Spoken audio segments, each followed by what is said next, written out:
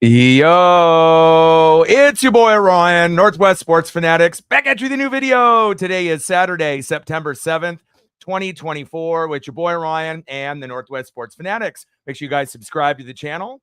Smash that like button either now or on your way out. Donate to your boy if you can. Cash App $ ORION NWSF or the YouTube Super Chat right here. We got the Boise State Broncos versus the number 7 Oregon Ducks. We're going to get kickoff here started in just a second, and I hope everyone is having a fantastic day. Let's go, baby. And if I, said that I wasn't stressed about this game, I would be lying out of my teeth. And even making the thumbnail took me forever, and I didn't even get it to, what I wanted, but I got it good enough. It was just going to be logos. But I thought, well, I got to be able to make it more than just the logos. And then I couldn't get the player images in front of the logo. It was going to be like behind the logo. So these were my two choices at the end of the day. And I like using player images. So it was either going to be what I decided with, where we got obviously Ashton Jeanty, the stud running back, and Dylan Gabriel, or it was going to have no players on the logo. And this looks clean, but I figured, having the guys in there, the studs rather than not. And unfortunately, I had to restart my computer, go through that. And every once in a while, when you do editing programs, things end up going a little bit haywire, but I think it turned out pretty good. I know Matt is excited. He's already posted about 1 billion things. And again, he's probably the only person on my channel that can do that. And obviously it's not really necessarily spamming up the chat. He's just a hardcore fan and obviously going over all of the starting lineups. So for people like me and him, we're going to actually read this information and it's going to mean something. Now, for some of you that don't really care about the Oregon Ducks, or you guys are just supporting us here and the NWSF, again, it may be something that will just go over your head a little bit, but I do appreciate the effort. And I'm hoping that we can end up playing some good football here today. Let's go, baby. Like, sub, donate, comment, share. We want to try to get 20 likes within the first hour, 30 to 50 overall, and we're going to be shooting for 100 in the donos on every single stream. Let's go, baby. Let them know. Like, sub, donate, comment, share. If you got a Twitter/X, do your boy a solid. Like and retweet the post. If you don't have a Twitter/X or don't want to go that route, totally okay. Smash the like button for your boy. Okay, good luck. I know you end up playing here roughly in about 1 hour. I'll be watching your matchup also, and hopefully you guys end up having some success here tonight against Utah State. And I would assume you guys are going to beat the brakes off of them, and you guys will be very happy at the end of the night, and I'm hoping I will be happy as well. Let's go, baby. All right, got to put the gloves on. Let's go, baby.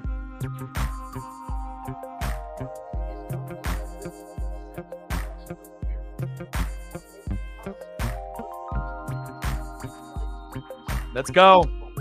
I'm ready. Let's get it, baby. Sarah in the building, what's good? Reflect in the building, what's good? Huskies look good. And again, not every single one of our favorite teams is going to be successful week in and week out. And again, if you guys ended up waking up super early this morning to end up watching Michigan go against Texas, I mean, you already knew that Texas was going to win, and it shows you it really is about depth. And just because you won the championship last year, Michigan is nowhere near on the same level as Texas, Ohio State, or Georgia. And that was made very, very clear this morning. If you ended up watching just a first half, it kind of set the tone where you already kind of knew what was going to happen. Final score, Texas 31, Michigan 12, and that was on the fucking road. Quinn Ewers is arguably the best quarterback in college football, and then they got Arch Manning, obviously in that Manning family with Peyton and Eli, as the backup. He's not even playing yet, and if they do play him, it's after they've already blown out that other team there. So, again, and that Iowa State game, if you ended up watching that early on, it was very close, and Iowa struck first. But again, it shows you how difficult it is to be able to stay, on top throughout a full game. And in the Big Ten, Ohio State 42, Western Michigan 0. Nebraska's up 28-3 on Colorado. Dion and Shedeur Sanders are not happy. And then Iowa ended up losing a tearjerker, a heartbreaker, 20-19 to their rival Iowa State at home. And I know DX and Sarah are probably a little bit of upset about that, especially since it was only by fucking 1 point. But it shows you got to really execute from beginning to end, and hopefully it'll get better for you guys, as we move forward.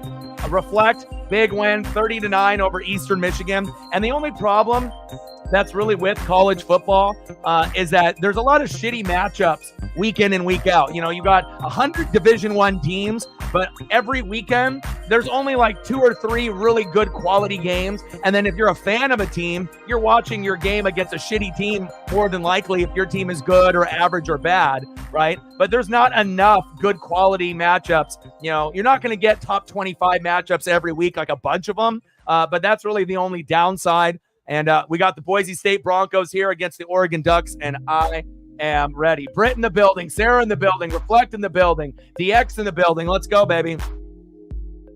Man, I got the jitters. Let's go. Oh. Let's go. Touchback, baby.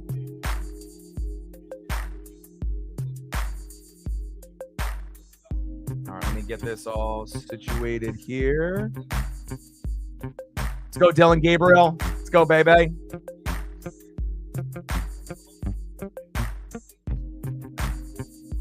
And I'm refreshing everything here. Come on, come on, come on, baby.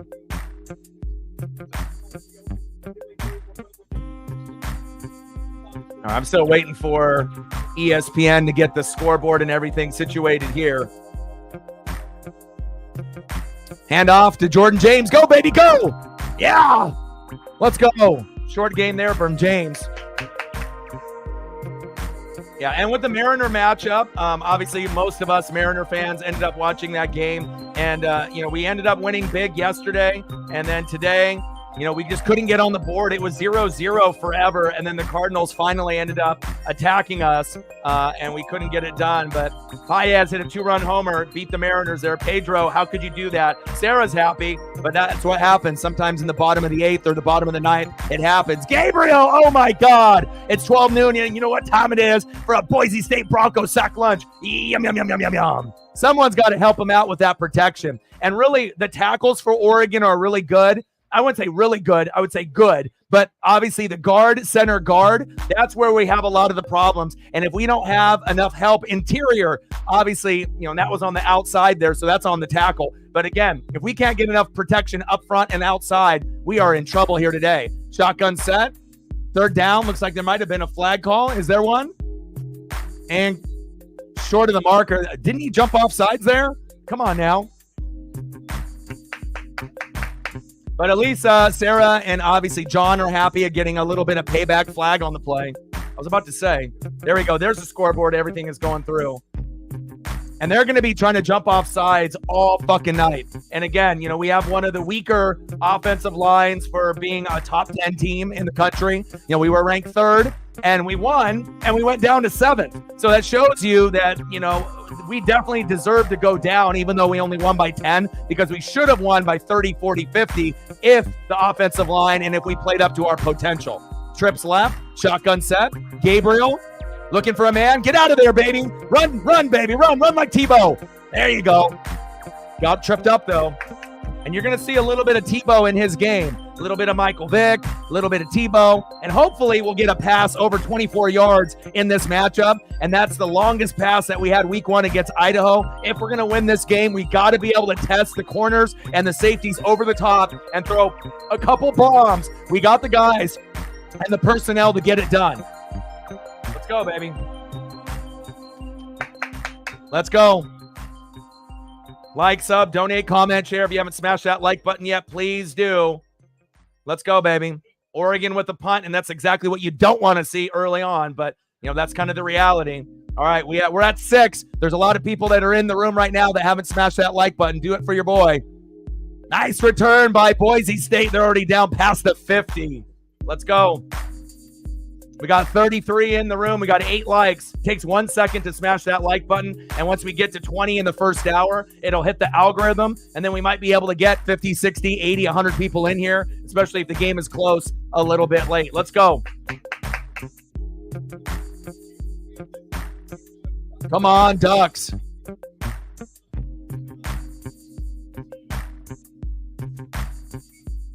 I really like Boise State's helmets and their uniform combo, looking slick.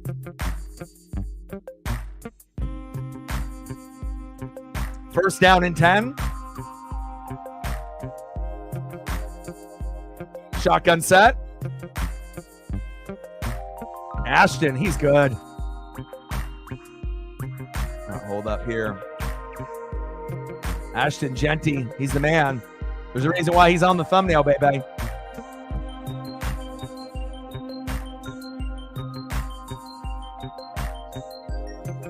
Madsen, baby.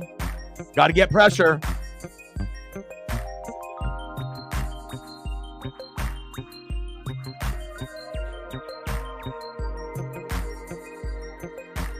Maddox Madsen. Under center. Hand off. Ashton Genty with this guy is, he kind of reminds me of your guy there, Reflect, there for the Huskies. Jonah Coleman. Big, physical. We got a Boise State Bronco down. Offensive lineman down. I hope he's okay. He's not even moving. Now he's grabbing his left hip, but I don't know if it's a hip pointer, but that doesn't look good. Lower back and hip. It might be a hip pointer. Hopefully he's okay. Prayers up to him.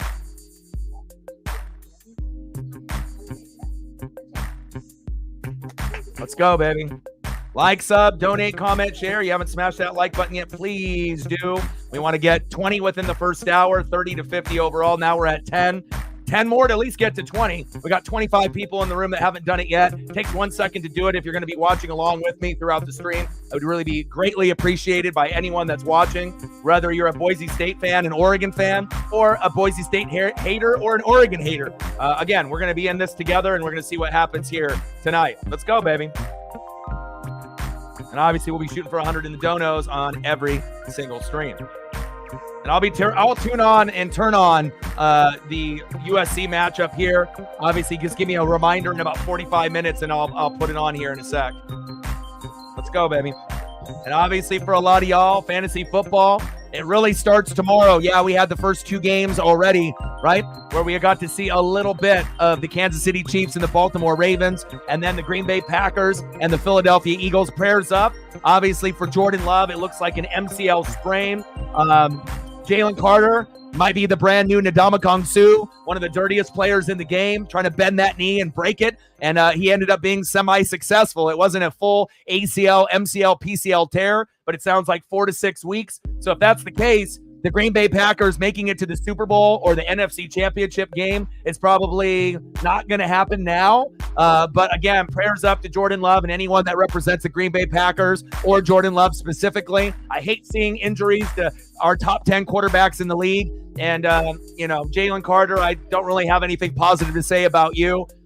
Dirty play. You knew what you were doing there. And obviously when you got tackles, 1 high and 1 low, there's a reason why typically that's illegal, because you don't want bodies to bend that way.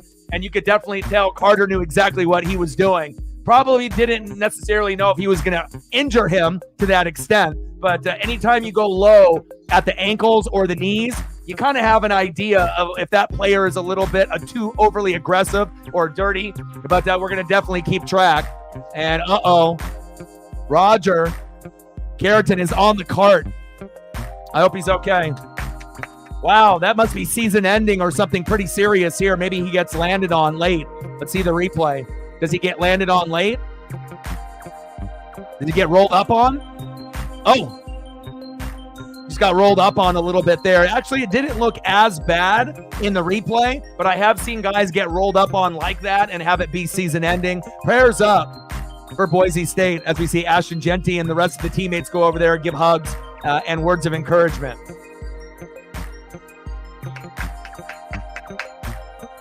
Let's go, baby. 3rd down and 1.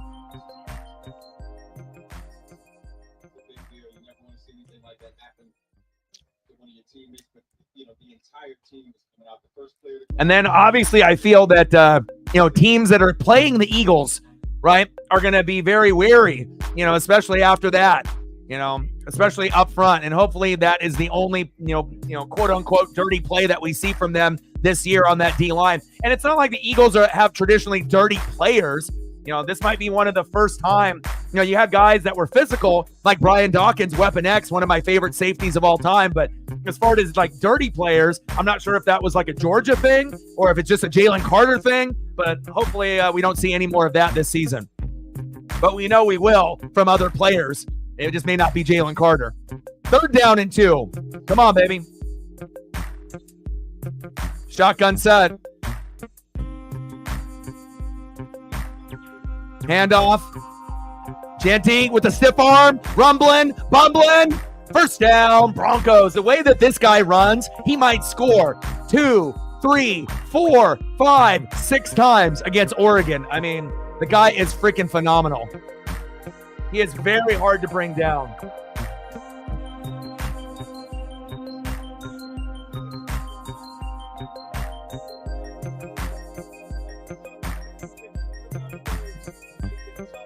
I mean, anytime you score 3, 4, 5, 6 touchdowns in game number 1, regardless of opponent, everyone in the country is like, wow, like that? Just like with Jonah Coleman as well. Shotgun set, handoff. And a nice short gain by Ashton Jeanty again. Man, this guy makes me nervous.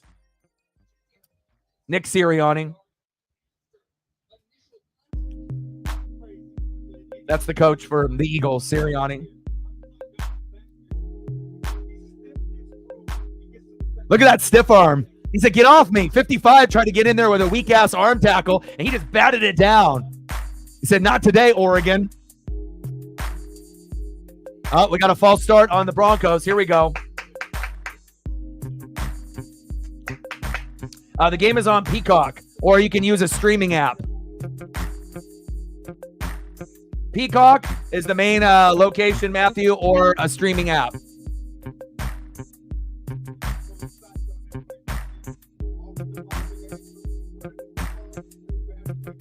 Reflect and Captain Oreo, were you guys surprised that we put up a donut today? I mean, normally when we put up, 10, 12, 15, 16 runs, the donut comes right after, and we had to wait like 3, 4 games afterwards. Little screen pass. Get him. Yeah, baby.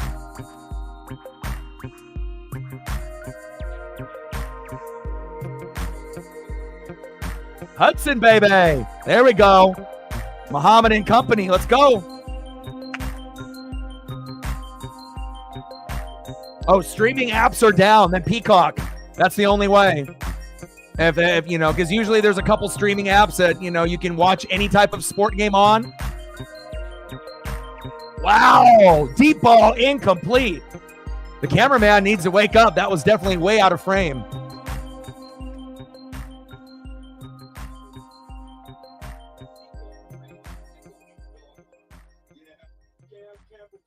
Nico Reed with the coverage.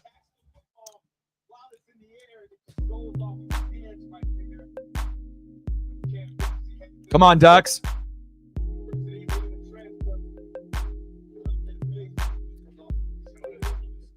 Field goal attempt. Kick is up. Right down the middle. That was a pretty kick. And it's good. 3-0 Broncos. So if you think about that, for the Broncos to only get 3 there, we'll take it. Because if they hand it off to Jeanty literally 30 to 50 times, he's going to get in the end zone 3, 4, 5 times. And I know it's not typical for a running back to get 40 to 50 carries. But if you were to do that, this would be the game to do it. And again, I don't think Oregon's run defense is terrible. I think our defense is our strong suit. But still, offensive line, guard, center, guard, that's the weakness on the team, as well as depth at running back and wide receiver, as far as athletes being like Troy Franklin and Bucky Irving, we and obviously Bo Nix. When you have athletes like that, as well as Jackson Powers Johnson, the biggest loss from this team, from last year's team to this year, if we had him, even with this current roster, we would have been much better off. Even in week 1, we wouldn't have won 24-10 if we had Jackson Powers Johnson, just him alone. We probably would have ended up winning by, I would say, 17 or more, maybe even 20 plus. But since you don't have that piece anymore, It is what it is, but we'll take it. Nice start for Boise State. I really do like Ashton Jeanty. You know, I'm not a hater. I end up watching all of college football, and I'm always scouting for NFL talent on the next level. Nice start for them, 3-0 Broncos. And then I ended up pumping out the Packers and the Eagles reaction video. They're still not hitting the algorithm, but again, it shows you how important it is to be able to like, sub, donate, comment, share, and being able to, support, on any type of video, whether it's a live stream or a video, because you want to make sure it does hit the algorithm. And hopefully, as I keep doing more within the first few weeks, we'll end up hitting the algorithm and we'll be able to get more views on those reaction videos as well. If not, then, I'm not going to do them. Because if it's not going to be able to hit the algorithm and we're not getting, enough views based off all the hard work that I'm doing based on making the thumbnail and actually doing the video itself, it takes a lot of time and effort. So I want to make sure that I'm not wasting my time, and I want to make sure that, the people are going to be able to see the product and enjoy it. But it really just depends on the algorithm and where we go from here. Now, I would like to be able to do reaction videos on the NFL all season long. But again, I would definitely like to be able to just watch NFL Red Zone and watch multiple games instead if we weren't going to get the support. So we'll see how it goes. First two videos didn't hit the algorithm yet, but I'm going to keep a little bit of hope that it'll get better as the season goes along. Let's go.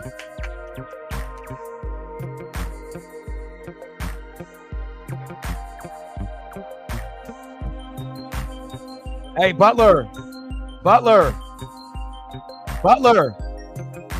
Bye-bye. Not today, brother. Not here. Let's go. Let's go.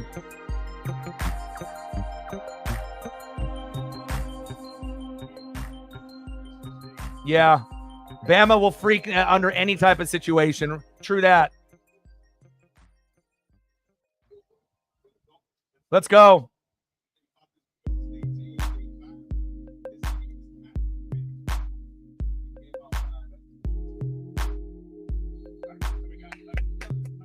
So reflect late last night. So, I'm always deep diving and looking at, stats and watching film. So I have an insider, right? That is into fantasy, that is, one of those like intelligent gurus, right?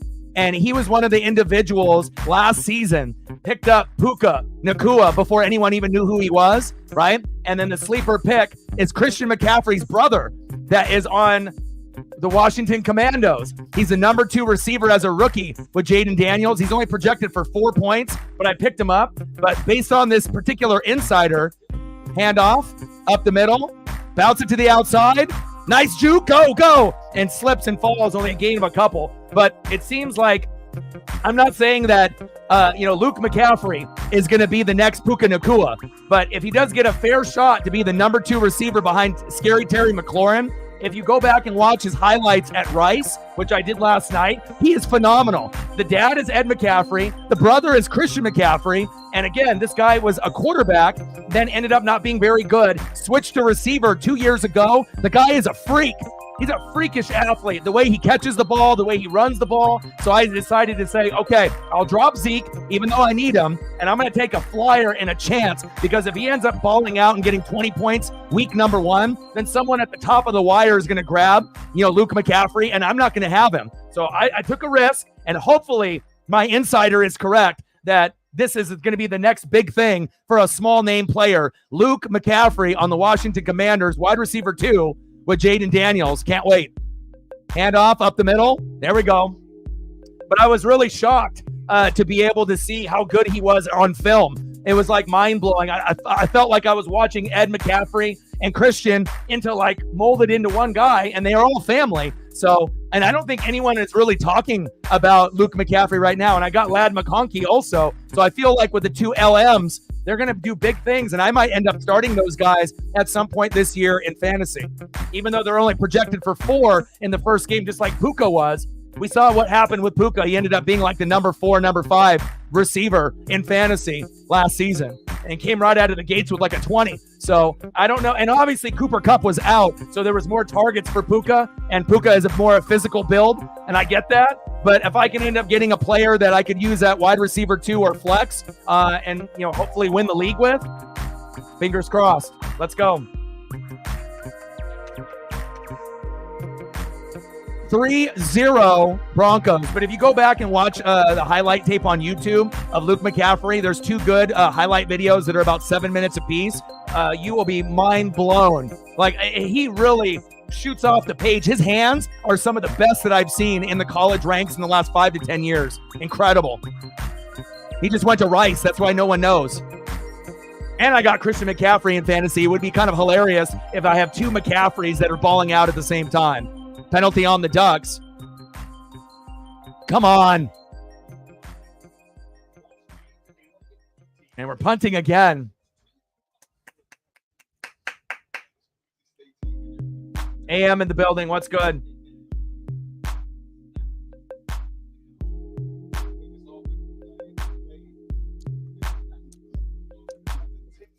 But, you know, I knew Luke had skills, but it's not like I watch Rice football, you know. And then when I ended up watching the game film late last night, I was like, oh, my God, really? Is this guy this good? And, of course, you have to see if it translates to the NFL.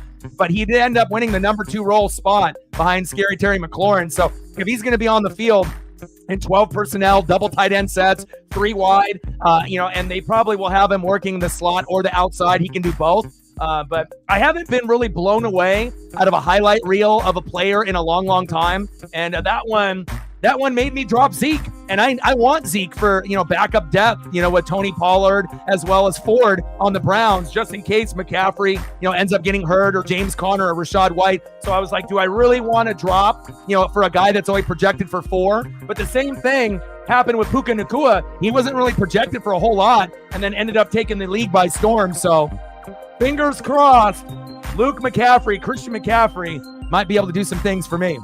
3-0 Broncos, and it shows you the Oregon Duck offense and the Oregon Duck defense. You know, after this game, even if we win barely, I could definitely see us going down in the rankings again. It might be the only time you end up going 2-0 if we win, and where we go down from 3rd to 7th and maybe drop all the way down to like 11th or 12th, even if we win. So, and it shows you it's more than just the guard center guard combo that's struggling. I really feel with Jordan James, you know, he's probably our weakest running back that we've had. And yeah, we have Noah Whittington, but still with those two guys, I'm used to guys like Kenyon Barner, LaMichael James, you know, just higher end talent, you know, than what we've had in the past. So, you know, I'm very concerned, you know, on where this team is going. And again, with the receivers as well, you know, I'm not really sure if we have the right combination of players on offense, you know, and obviously Gabriel is going to be the standout, but I don't know. I don't really have a lot of confidence in the wide receivers, tight ends, and running backs this year. And again, and if the offensive line is struggling on top of that, this is like the first time where the Oregon defense is actually better than the Oregon offense, and that's not a good thing. So, yeah, if they do, exactly. And if, like I said, if they pop off for 10 to 22 points week 1, week 2, those guys are gone. So, I mean, if you're at the top of the wire, you know, you can take a look. But if you do have any other fantasy leagues, you may want to take a flyer and just throw McCaffrey on the bench, because, again, if he ends up getting a shitload of targets and ends up being Jaden Daniels, like, kind of preferred target with Scary Terry McLaurin, that could be huge. And again, he's got good yak yards, good strength, great hands, like amazing hands. And again, you know, for me to be able to do something like that, you know, is rare. But again, I was kind of like jaw dropped last night late. So I said, all right, well, I want Zeke, but you know, I'll take a flyer and I'll take a chance. And I'll give Luke McCaffrey probably a month and a half. And hopefully he ends up hitting at least a 10 within the first month. Shit, he might end up hitting 10 to 20 points week 1, game 1. So that's what I'm hoping for. I got a monopoly on the McCaffreys. I got Christian and I got Luke. And I'll tell you what, if Luke ends up playing well, I'll start both. I'm not even lying. I will. Let's go, baby. 3-0 Broncos. Come on, Ducks. We need to play, baby. Come on, baby. Maddox. Shotgun set. Handoff. Genty slips. There we go. Good defense by the Ducks to get a hand in there. And Genty, you know, it gives you a little bit of the muscle hamster, Doug Martin, that was on the Tampa Bay Buccaneers and the Boise State Broncos. You know, Boise State always plays physical, and once in a while they'll have a very nice athlete at running back. and it seems like we have another one here in Ashton Genty. Good stop right there, 2-yard loss. I think so too. I think that Washington will score some points this year. I agree. Oh, helmet comes off. Oh shit. Is he okay? Damn.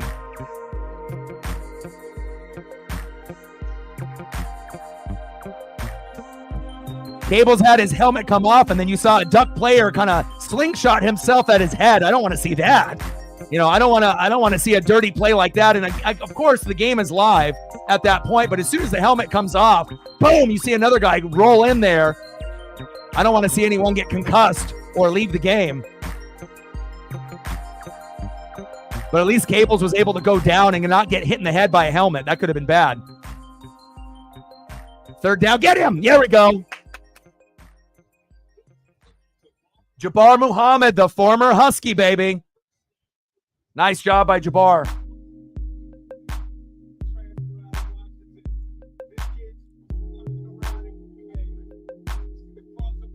Yes.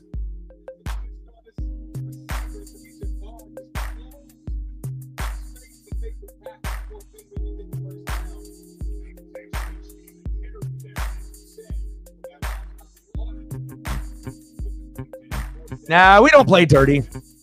But that was kind of a, the whistle didn't blow, but, I don't want to see a guy kind of go in there, physical towards a guy that doesn't. I mean, I know you have an opponent and all, and it's football, an overly aggressive game, but again, I don't want to see anyone get hurt, regardless if it's Oregon or Boise State. We're not known as a dirty team whatsoever. All right, come on, Oregon.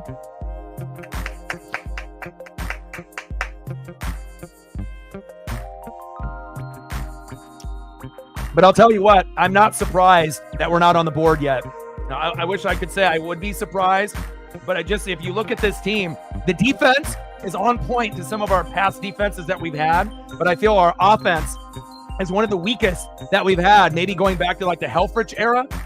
Even though we have Dylan Gabriel, the line isn't good. The running backs and wide receivers, if we're going to compare it to like fantasy terms, we have like RB2s and RB3s that are starting. And we got wide receivers, that are playing at the 1 and the 2 that are more like wide receivers 3 and 4. So it's like I kind of feel that we're playing with backups. And these guys were good complementary role players for guys like Troy Franklin, like Bucky Irving, like Bo Nix. And then you got the next wave of guys. You have Noah Whittington and Jordan James. But to me, they're not starters. They're more like, change of pace backs, for the guy that's better than them. And it's not like we have LeGarrette Blount, it's not like we have Jonathan Stewart, it's not like we have LaMichael James, and it shows, like I said, it's the first time that I feel like Oregon running backs, even though, we had 3 last year and we still have the 2 out of 3 left, it's not impressive. I don't see the explosion or really the breakaway. And again, if we can't do it against Idaho and Boise State, what do you think is going to happen when we play the upper echelon Big Ten physical defensive teams? Might get really, really ugly. And I hope that we don't go 8-4, 9-3. But, everything that we've seen up to this point kind of suggests that is a very real possibility. I don't think we're as bad as like 7-5, but I think 8-4, 9-3, depending on what happens in the first month, could be realistic. I don't think we're going to go 10-2 or 11-1. Let's go.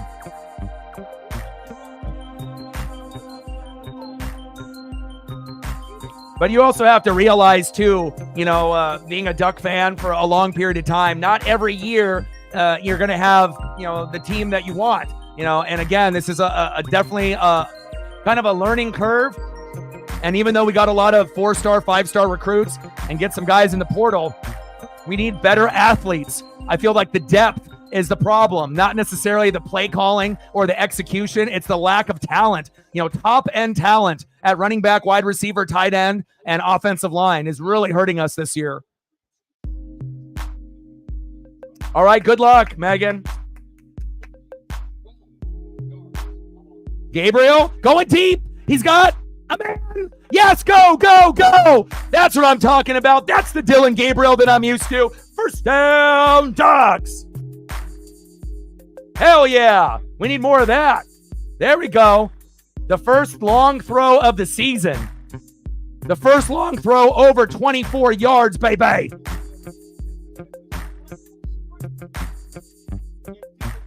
There we go.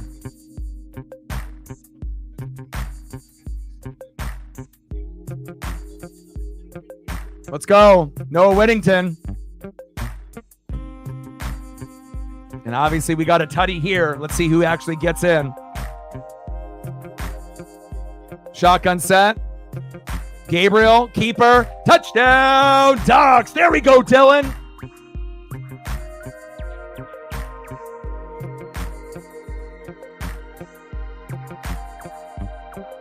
Hell yeah, there we go. There we go. Hell yeah, there we go, Ducks.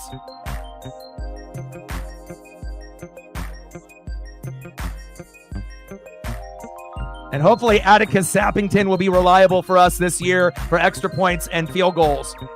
I mean, I remember the days of like Jason Siegel and some of the other guys, you know, having a reliable kicker will go a long ways for the Ducks, especially with extra points and field goals. Nothing is guaranteed. Extra point is up, and it's good. Let's go. We're at 20 likes. We hit it, baby. 10 more to get to 30. Let's get there.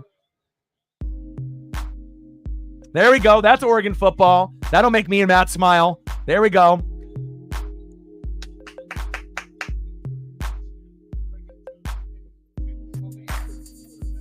Yeah, and like I said, you know, he is more of a kind of a Tim Tebow type of guy where he can run and he'll shot put it, and every once in a while he'll have a beautiful deep throw. We saw it at Oklahoma, but he's not Michael Penix Jr. And if we had Michael Penix Jr., that would fit Will Stein's MO perfectly. But again, Michael Penix Jr.'s don't come that often in college football, especially as a lefty. No. LSU was ranked. Megan, you guys are going to end up probably getting second place in the Big Ten. You know, I don't really see a collapse happening. Great quarterback play, athletic running backs, wide receivers. Defense is drastically improved. USC is probably going to end up winning 10 games. They'll probably go 10-1, 10-2, 11-1. Like, they'll probably be second place to Ohio State this year. And I wouldn't say that if I didn't really believe it. So, you know, I wouldn't really be getting nervous until you end up playing like a big team. Like if you, I don't know if you have Michigan or Ohio State on the schedule, but those would be the games to get, you know, if you can beat an LSU on a neutral turf and you're 23rd and they're 13 and you ended up showing what you can do defensively, you're going to mop the floor with a lot of the Big Ten teams this year, even out of conference teams as well. But I assume a big blowout today against Utah State. 7-3 Ducks.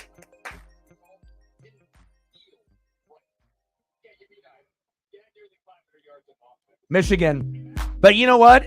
Even with Michigan, you know, they lost. Are you at home or on the road with Michigan? Are you guys in California or? Because I would say if you're at home, even though Michigan is really good, you know, regardless, I think you can beat them. They're not as good as they were last year. They have no Harbaugh. They got no J.J. McCarthy, no Blake Corum. I feel that, you know, even if you play Michigan, you got to understand it's not, oh my God, you know, you're not playing the legacy of 100 years of Michigan. You're playing Michigan Wolverines of 2024, and, you know, they're going to be a team kind of like Oregon where they're probably going to lose, you know, 2, 3, 4 games this season. Nice throw. Nice catch. First down, Broncos. Away. So you're going to be in the big house. Well, Texas went in there and beat the brakes off of them, so I assume that you guys will do that as well.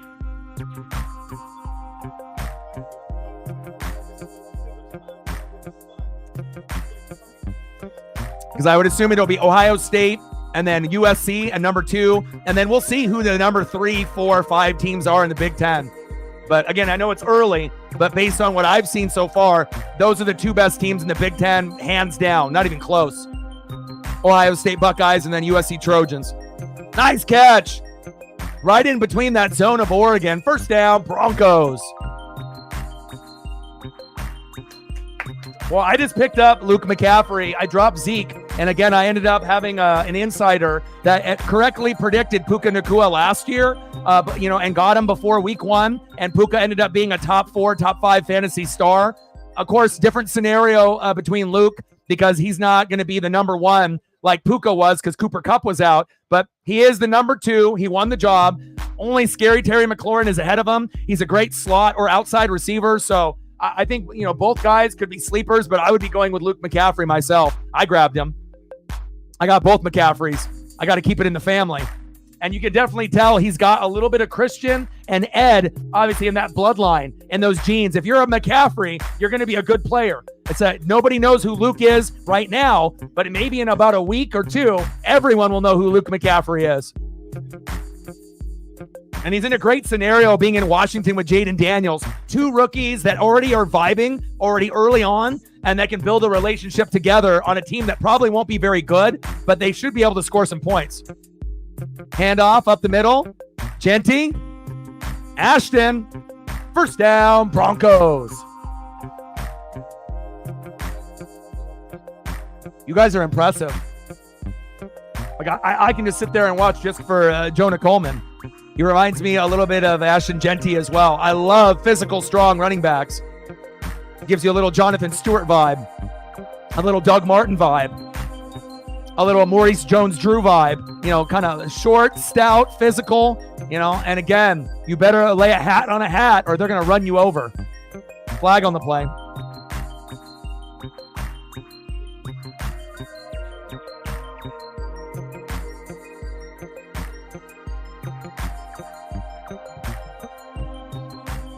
Come on, Ducks.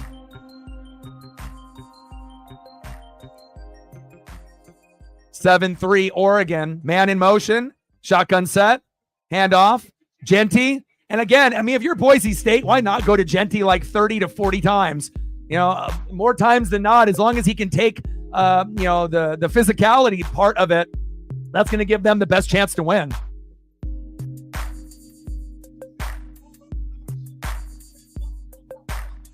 Are you impressed on how good they've looked so far this season? I like what I've seen from them, especially with all the NFL players that you lost. Less than 2 minutes to go here in the first quarter. Come on, Ducks. Shotgun set. 2 wide receivers split wide left. Genty again. And again, at some point, Boise State, if they're smart, right? You go Genty, you go Genty, you go Ashton, you go Ashton. And then eventually you can go play action over the top for a big touchdown because the Ducks are going to end up cheating up and having 8 in the box. There'll be one-on-one coverage with the corners, no safety over the top. And I don't know if Boise State's quarterback has got a good enough arm to make that play, but I know that would be obviously in my game plan if I was going against Oregon, even though they have Jabbar Muhammad and they got some guys back there that are really good on one-on-one coverage. But you got to think, going from zone and man and flipping it around. Fumble on the snap. Get him. Incomplete. Yeah, Rodgers, when I sent you that graphic, 4 touchdowns, no picks.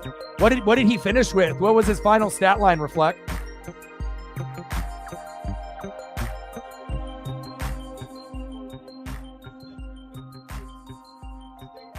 But in fantasy, drafts and in fantasy football, you always want to have at least one rookie because you never know what that rookie might do. Look at Xavier Worthy, right? There's a lot of rookies this year that I feel they're going to ball out, not just like 1 or 2. I think there's going to be like 6 or 7. Passes low and into the turf, incomplete. I feel like we're going to get more explosive rookies, playing at wide receiver, this season than maybe in a long time. Roughing the passer. Fuck. Come on, Ducks. Maddox. Pass incomplete. I got roughing the passer here on Derek Harmon. Come on, Derek. Let's see. Can I see what happened here? Oh, yeah, that's late. Come on, Derek. That was a bonehead play right there.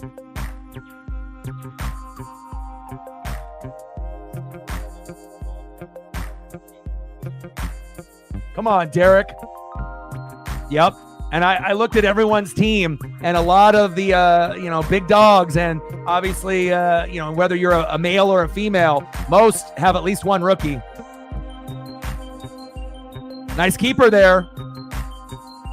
Maddox Madsen with an 8-yard gain to the Oregon 3.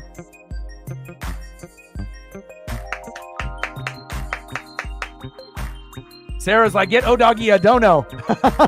There we go.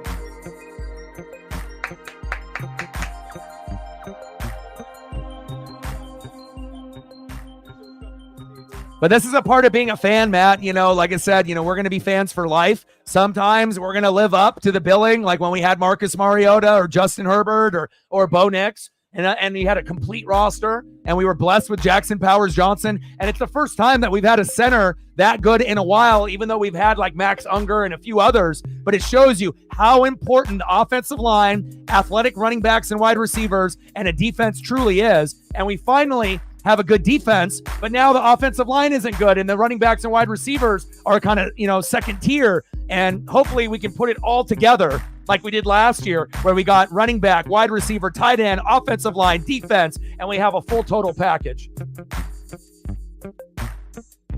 Oh yeah, definitely drop Ty for Luke. You know, I dropped him for Zeke. You know, and again, I wouldn't recommend somebody if I didn't feel that it would actually work out. And I picked him up myself. And this guy, you know, brought up a post, you know, last year before week 1, talking about how everyone is sleeping at the wheel on Puka Nacua, and he was only like 2% rostered. And he told everybody that, you know, you got to grab him. You got to grab him. He's the only one that I know, like on social media, as far as like a fantasy guru, that had that. And he ended up being right. So I totally trust this guy. And, you know, he ends up doing, the guy is so hardcore, no lie. He does fantasy college football. I know 0 people that do that. So if you do fantasy college football and you do fantasy football in the NFL, that means you already know about these guys even more than, you know, someone that is just doing the NFL. So I feel, even though he's only projected for 4, you know, you're not going to start him week 1, but there is a possibility that he ends up getting, 10 to 20 points week 1. And if he does, he might end up doing the same type of thing that Puka did. And even if he ends up not being a top 4, top 5 wide receiver in fantasy overall, he could end up being a top 20 receiver. And if that's the case, you might be able to use him at wide receiver 2, or even a flex. And that's what I'm looking for. You know, right now I got Mike Evans and I got Cooper Kupp, but then I got James Conner at flex. So, you know, and I got a lot of other options I can put at the flex. But again, if Luke McCaffrey is going to be getting, you know, 8, 9, 10, 11, 12 targets, and he's going to be able to, you know, find his way throughout that offense with Jaden Daniels. Yeah. You know, so sometimes you got to take a risk. And again, I wouldn't promote it unless I felt that it could actually work out. So reflect with a tenor. I mean, Puka Nacua was a fantasy league, you know, he was like one of those people that could help you win the league last year if you had him. And there's quite a few people that had Puka, or guys like Kyron Williams that ended up winning their league from the Rams. So, you know, when you got Sean McVay, you know, you always have a shot to be able to put up some numbers. Reflect with a tenor. Thank you. Stacks on stacks, racks on racks. A little Cactus Jack, bang, bang. Let me know what you want to do for a photo or photos, and I got you.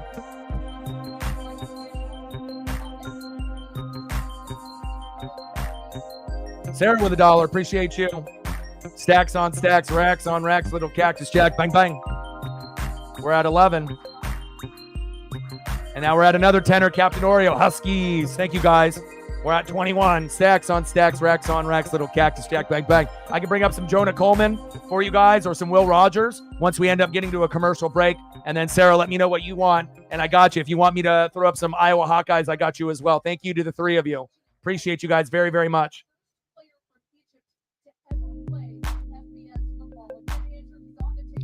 Yeah. But I don't think, I mean, he was only 2% rostered, you know, going into week 1. And then obviously he had that first big game, and then on the wire, you know, whoever got him, and then he ended up breaking out. And like I said, it didn't even take 2 games for Puka to get going. I mean, he went off game number 1. So I'm hoping that Luke might have an opportunity to do something like that the same. But also a good situation because Cooper Kupp was hurt, so you knew he was going to get more targets. And if you watch Puka in college, you knew he had the potential. Handoff. Genty stopped at the line. But he was the number 4 wide receiver, right? So Puka, right out of the gates, 15 targets, 10 receptions, 119 yards, 21.9, 30.1, 12.2, 31.3, and 20.1. Those were his first 5 games. And imagine if you had that on your roster last year, you probably were doing pretty good, because you might have not started him, week 1, but you probably did week number 2 once you ended up picking him up off the wire. Incredible. Handoff. Genty bouncing it out the outside. Touchdown, Broncos. Ashton Genty, 3-yard tutty. That was easy peasy lemon squeezy. Isaiah Likely. And it seems like, with some of the tight ends, we might be going through a transitional phase. And Mark Andrews being hurt didn't do himself any favors, because Isaiah Likely got all those reps. And obviously Lamar Jackson trusts him. And sad, obviously for all the Mark Andrews fantasy owners. I had him last year, but obviously I had to pick up a backup tight end with Sam Laporta, so it ended up working out. But that's a reason why I didn't get Mark Andrews this year, because I kind of felt with Kelsey and Andrews and Kittle, I was going to stay away. And I ended up going with Laporta, and I feel confident with a younger player that's going to get the targets. And hell, I probably would have went with reflected with a Njoku. Njoku and some of these other guys might end up, leapfrogging, the Kelseys and the Kittles and the Andrews. I mean, that's kind of the way that it's looking, at least so far in week 1. 10-7 Broncos. Yeah, I'm going to get some of those up. I'm going to get some Will Rogers and Jonah Coleman, and then we'll get some Caleb Johnson for Sarah once we get into a commercial break.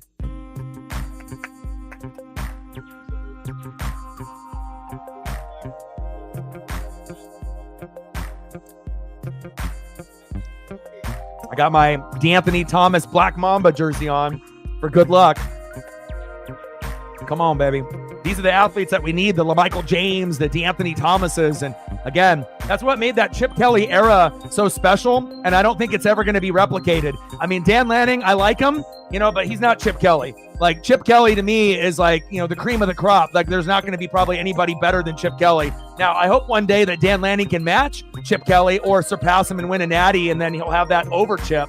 But, the athletes that Chip was able to recruit is on a different level than Dan Lanning. But we did have a good team last year with Dan, so I'll give him that. Yeah, Njoku, 9th round. Dude, you're very smart. And if you ended up watching Njoku, towards the end of the season, he's fire. As long as he can withstand injuries and he can end up being on the field. I'm not a Deshaun Watson guy whatsoever, but Njoku is a fucking beast. And if you give him, 8, 9, 10 targets, he'll get you 6, 7, 8, 9 catches out of those 10, 11 targets. He's money. Little screen. Dylan Gabriel pass completed. Kenyon Sadiq for 6 yards to the Oregon 31. Come on, Oregon. Let's go.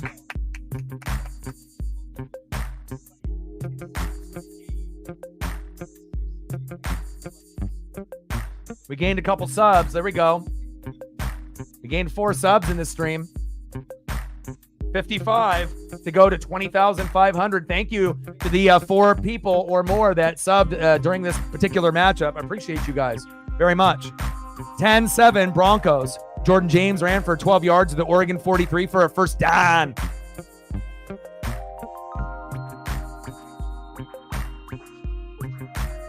Nice job.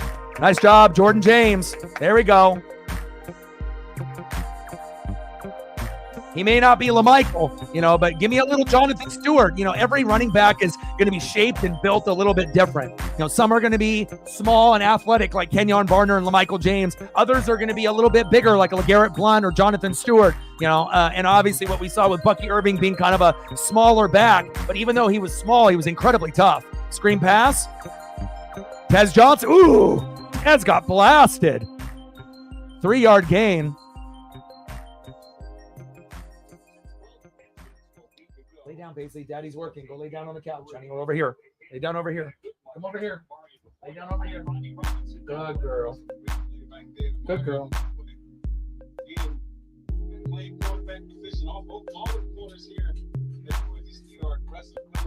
Paisley Pup in the studio. Let's go. Gabriel. It's 12 noon. You know what time it is. Time for a sack lunch. Yum, yum, yum, yum, yum. Big sack lunch. Rodney Robinson all over Dylan Gabriel.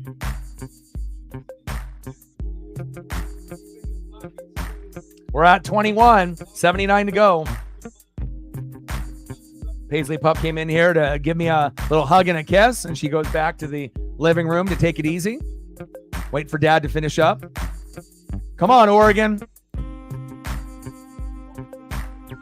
3rd down and 15 on the Oregon 38. Gabriel, 12 noon. You know what time it is. Time for another sack lunch. Yum, yum, yum, yum, yum, yum. And this is why Oregon is going to struggle this year. It's not only the guard, the center, and the guard, but the tackles are getting exposed on both sides as well. And if they know every single team that plays Oregon that the offensive line fucking stinks, it's going to be a long fucking year. We're still going to be able to get some rushing touchdowns. We're still going to be able to get some RPO. We're still going to be able to make plays with Gabriel, Jordan James, Noah Whittington, Tez Johnson. But this is kind of foreshadowing of the possible 8-4, 9-3 type of record. You know, we're not going to the Natty. We're not going undefeated. We're not just losing one game. You know, this is a big, big problem for Oregon. And instead of worrying, about running backs and wide receivers and tight ends, they should have made more of a focus on building up this offensive line after Jackson Powers Johnson went to the NFL. And it shows. This is the worst offensive line that I've seen in Oregon Duck history. And I'm not even lying. I've been a fan since like 85. And, obviously back then recruiting was different. And obviously there was times where I would watch where we would win one game. So obviously we had bad offensive lines back then too. But as far as being like a national contender or a top 10, like one of the premier teams, this is the worst offensive line for a premier top 10 team that I've seen out of Oregon in my lifetime. Bad, bad, bad, bad.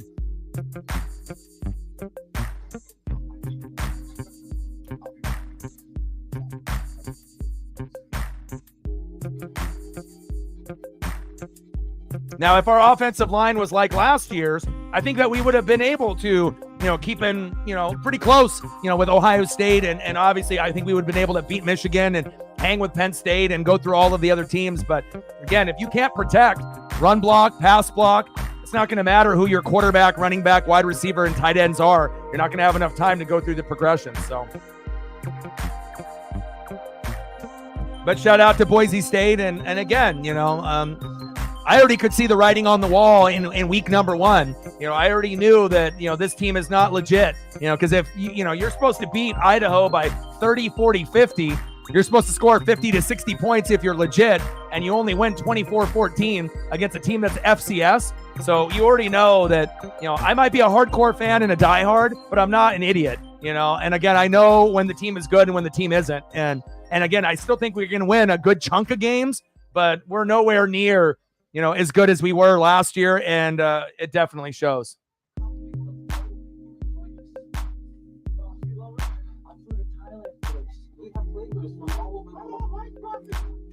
Nice job by Boise State. 10-7 Broncos. Yeah, just like I told you, week 1, bro. 9-3, 8-4. But if we don't, clean shit up, we could get as bad as 7-5. I don't think we would go any worse than that. I think that would be probably the worst record we would have, going like a 7-5, type of record. But, 11-1, 10-2 is totally out of the question, and like, I don't even know if we're going to win this game, to be honest, the way that it's going, especially if Ashton Genty keeps running the ball,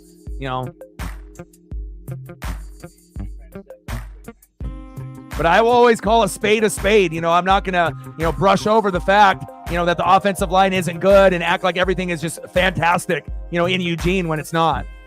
We have big, big problems.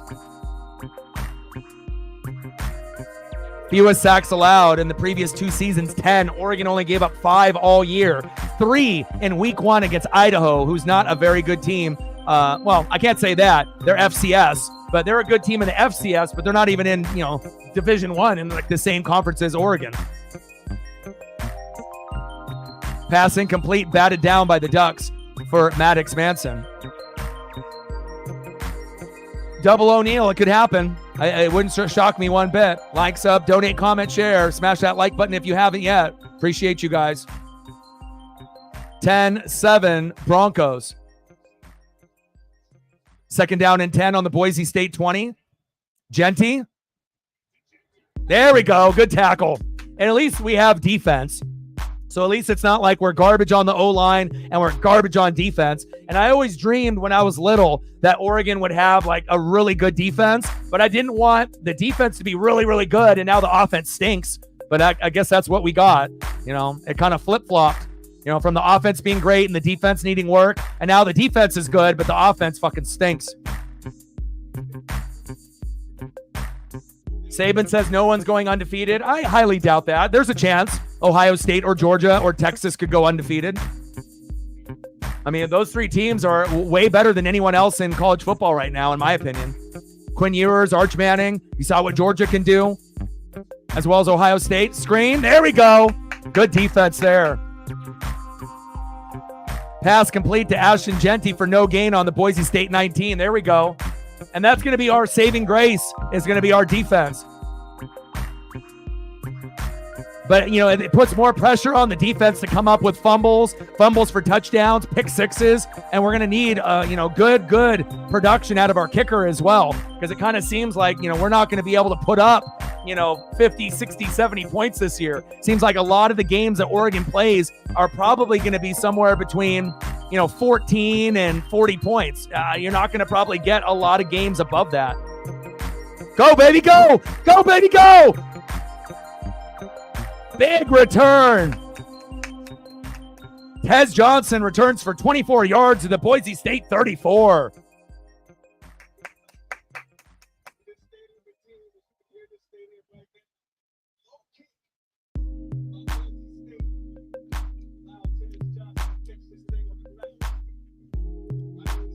Good vision there by Tez. And even though Tez is, maybe considered the number one, he's nowhere near. I mean, he had a good season last year, but he's nowhere near Troy Franklin level. But hopefully he'll get better and better and progress as the year goes on. Let's go, baby. I hear some chirping here. Uncle Phil paid for the number 3. Oregon is mid. Touchdown, Ducks. And that's what happens when you talk shit. We score a touchdown. Thank you. Keep it up. Let's go. Keep it up. Dylan Gabriel pass complete to Evan Stewart, 34 yards for a tutty. Keep chirping.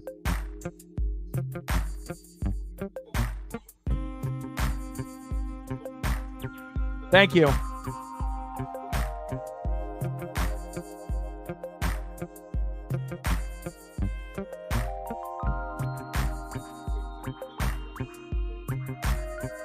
Let's go, baby. 14-10 Ducks.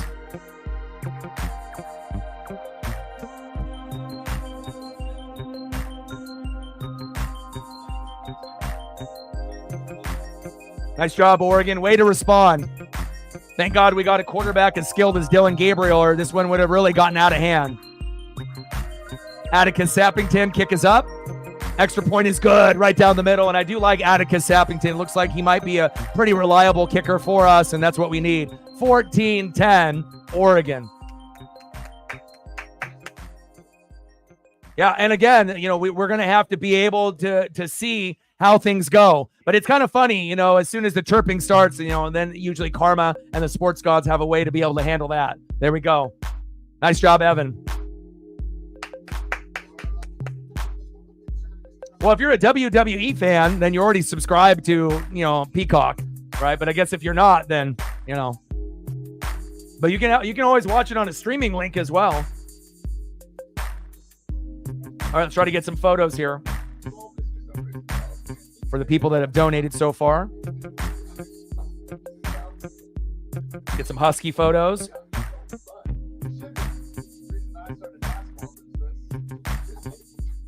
And Ashton Genty and Jonah Coleman have a lot of similarities. So let's try to get a few of those up here.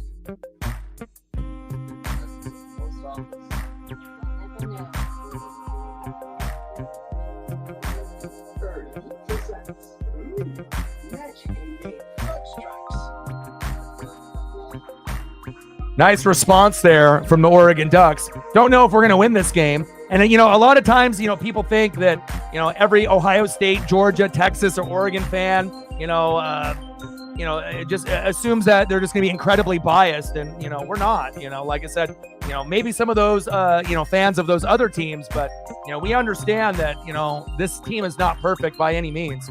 And it's going to take a lot for us to be able to get going.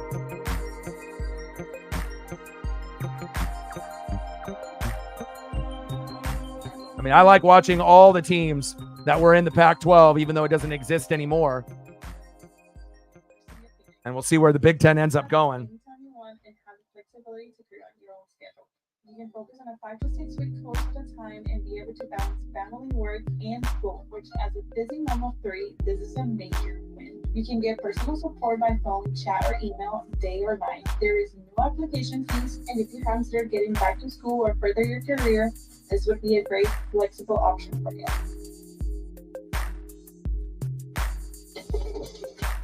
This is the story of a tight connection. And all right, see if I can get a couple more Husky photos up here for you. We're good.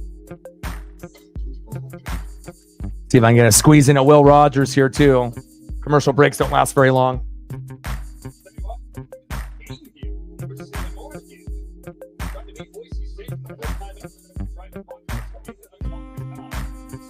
All right. I got to wait for some of these other photos to load up, but we'll get some more at the next commercial break here.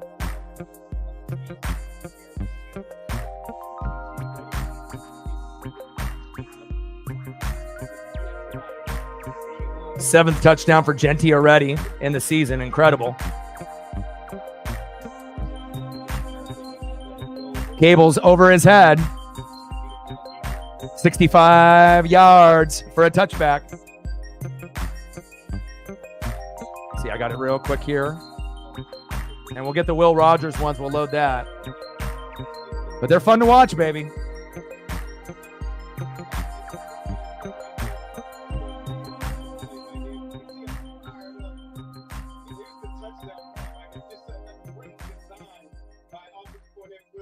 Don't spam up the chat, Wonka. Out of here. Yeah, and the game is not going to be on YouTube. You got to be an idiot to think you're going to find the game on YouTube. Oh, nice tackle. There we go. Gaining a little bit of momentum here.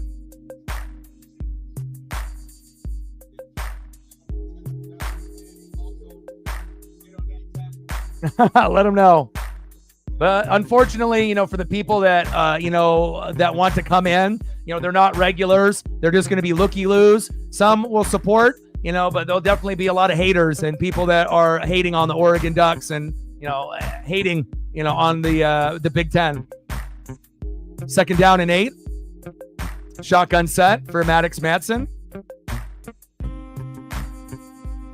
Tipped and complete. Good defense by Oregon. Oh, all the apps are struggling, apparently.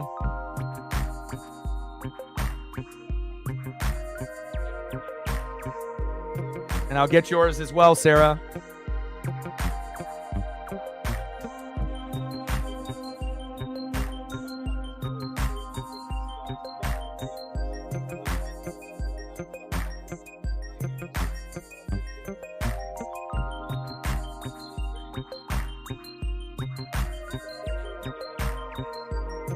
Shotgun set.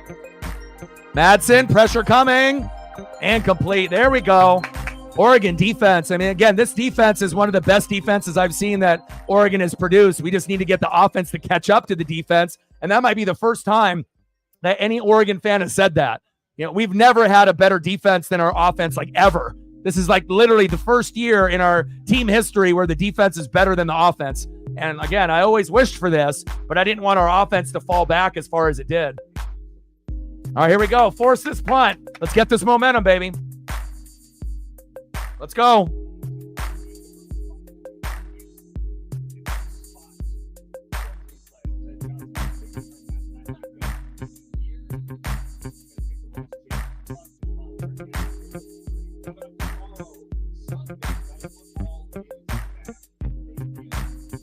Let's go. Got to keep grinding.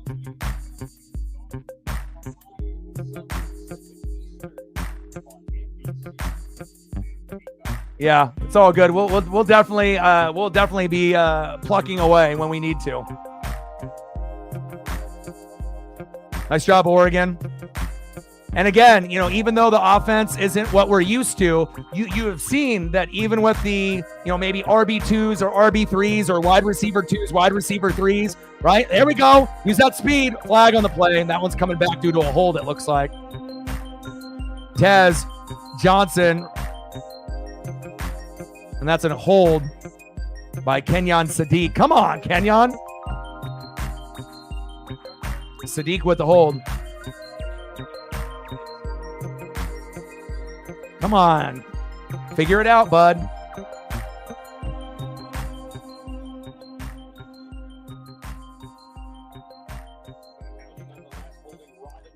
I love it how everyone loves to complain. You know, if you want to complain or whatever, you don't have to be here. You can always watch the game on Peacock. Spend the $5 or $10 and go watch it there.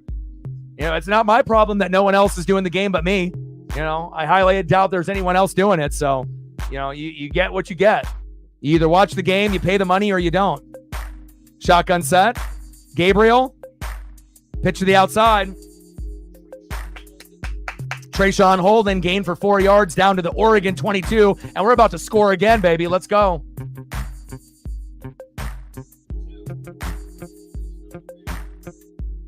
I mean, I still think Boise State has a chance to win this game. It's not like I think that Oregon's going to go undefeated and we're going to be able to beat anybody, whoever we play. You know, I'm not an idiot. I understand. I've been a fan since the 80s. So I might look young, but I'm 42.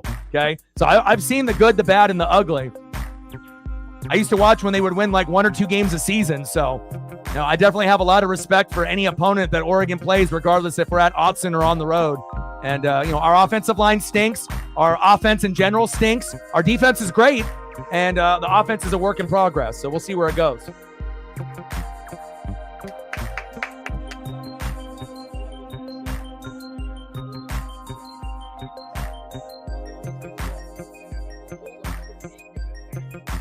Come on, baby. Less than 8 minutes to go. 14-10 Oregon. Let's go, Dylan. Gabriel with the keeper. That was a good decision because if we would have handed that ball off, that would have been like a 6-yard loss. Dylan Gabriel for a run of 4 yards to the Oregon 15. Yeah, Odin actually messaged me and said how worried he was that Notre Dame was going to lose that game when they were down at half. And he says, yeah, they are not it. So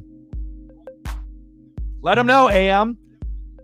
A lot of looky-loos, you know, act like, you know, the hitting the like button is like the most sacred thing, like Lord of the Rings, you know, precious.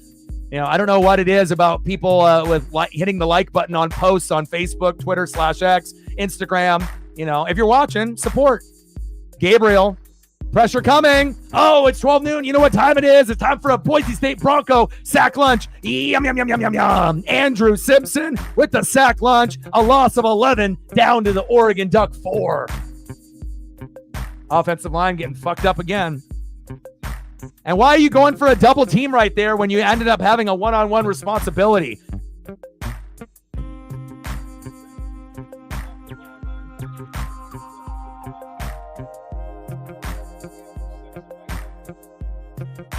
We're at 28. We'll be able to get to maybe 50 before the game ends. Appreciate everybody watching from across the globe. Ducks with the punt. And even though it hasn't been pretty, at least we're up by 4. Could be worse. Good return. Down the sideline. Good return by the Boise State Broncos there. Ross James punt for 48 yards. Cooper Jones returns for 22 yards down to the Oregon 30.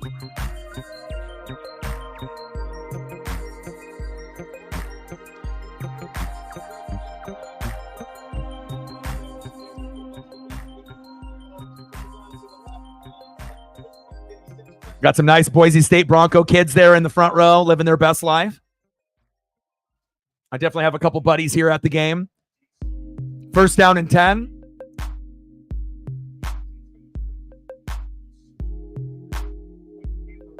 Under center, hand off. Genty. Run for no gain to the Oregon 30. Second down and 10. 5:56 and counting here in the second quarter. And I also think people don't realize how hard it is to call a football game or a college football game. A lot of people do NFL for streams, but there's not a lot of people that do college football. It takes a lot of effort, and you got to know what you're talking about and knowing the rosters. You know, again, it's not easy. There's a reason why there's very few people that actually even attempt it. Shotgun set for Maddox Madsen. Nice catch. First down, Broncos. Maddox Madsen pass complete to Latrell Caples for 13 yards to the Oregon 17 for a first down.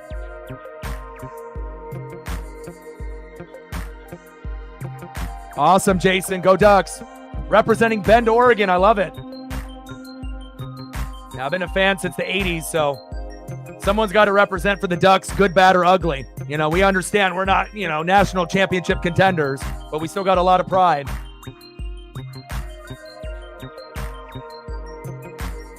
And I typically try to go to at least 1 or 2 games a season when the money is right. Play action fake. Floater in the end zone. Touchdown, Broncos. Maddox Madsen. Pass complete to Cameron Camper. 17 yards. Touchdown, Broncos. Way to respond, Boise State. That was beautiful. Not good for us Duck fans, but hey, that was a hell of a play for just being a college football fan. $3 holla, stacks on stacks, racks on racks, a little cactus jack. Bang, bang. Appreciate you. I believe we're at, 24 now? We're at 24. Let's go, baby. 76 to go.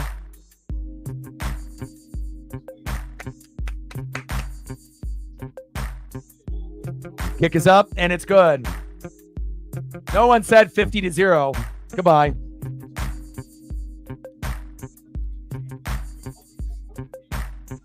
Jonah Dalmas with the extra point and good. 17-14, Boise State. Great throw. Little toe drag swag. Beautiful. Nice job by Maddox Madsen. All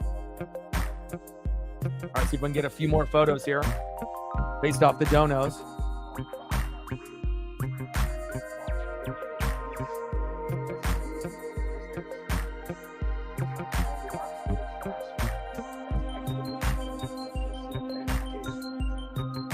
And congratulations to the Huskies today on a big win.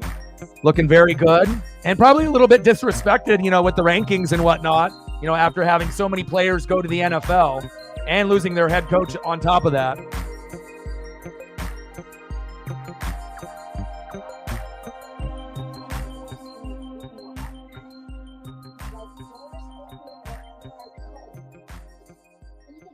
All right, let's see. And what did you want to have, Sarah?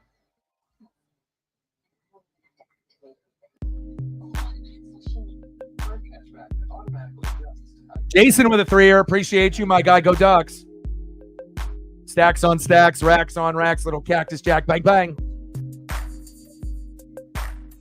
Appreciate you, Jason. Let me know what you want to do for a photo. Usually when people donate on the channel, I'll throw up the sickest HD 4K photo I can find of whatever your favorite thing is. So if you got a favorite Oregon Duck player, past or present, Marcus Mariota, LaMichael James, DeAnthony Thomas, whatever you want, you let me know and I got you. Appreciate you. We're at 27. Caleb Johnson. Okay, one sec, Sarah. And obviously when we get to halftime, I'll have more time to throw up some more photos.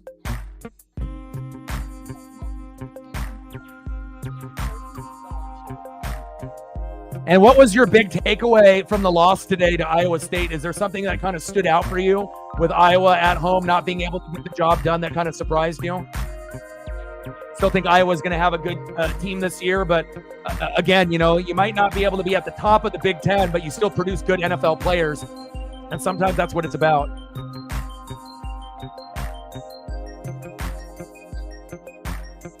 Let's see if I can get these to load. It's having a problem loading some of these. There we go.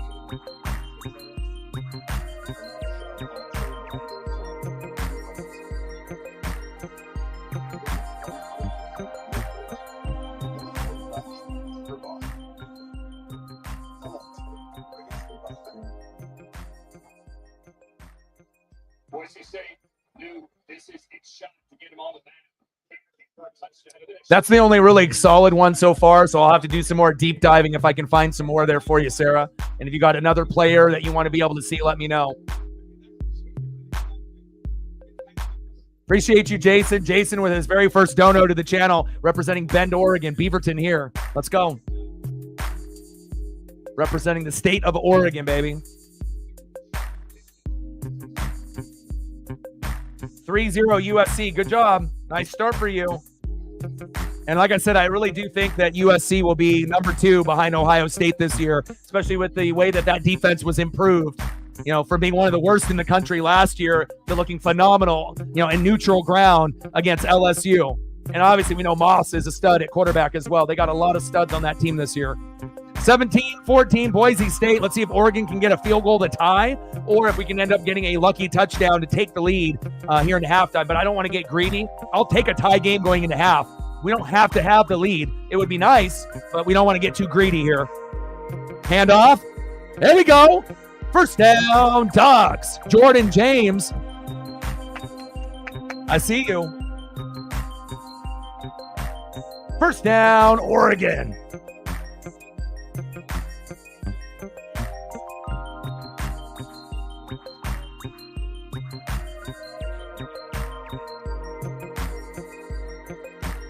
Handoff. Ooh, good defense by the Broncos up front. Waxed him right there. Loss of 3. Second down and 13. Offensive line, wake up.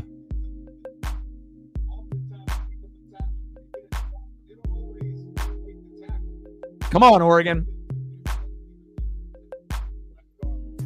Shotgun set. James in motion.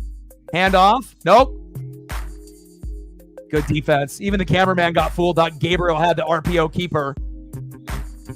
Great tackle there. Third down. Third down and 10 on the Oregon 36. Oregon down by 3.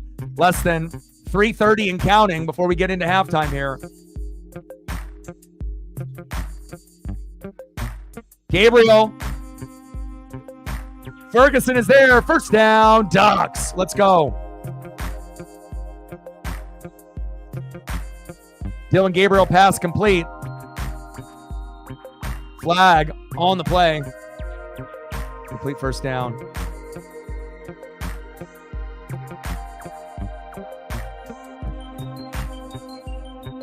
First down. Gabriel, screen pass. Evan Stewart with the short gain.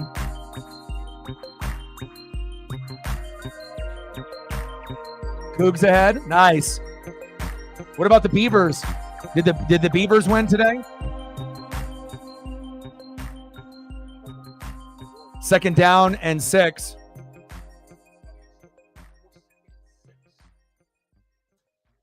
Shotgun set. Gabriel steps up in the pocket. Throwing deep, incomplete. Receiver gets fucking leveled. And there is no flag on the play. Good defense there by Boise State. Third down and 6 on the Boise State 45. We just got to be able to, get first downs at this point. Yeah, we want to be able to make that big college football play, for that big, long 50-yard tutty. But the way that this game is going, you just got to make sure you're moving the chains before you end up having that big attempt. And now we got a Boise State player down, McCoy. Some people think he's faking an injury so that way that they can readjust and regroup and get their players a little bit of a breather. And we know teams that typically do that from time to time. I don't think that necessarily that's the case here, but sometimes you never know, right? Every team does it. Beavers up 7-0. Nice. Against San Diego State. San Diego State, Marshall Faulk country, huh? Way back in the day.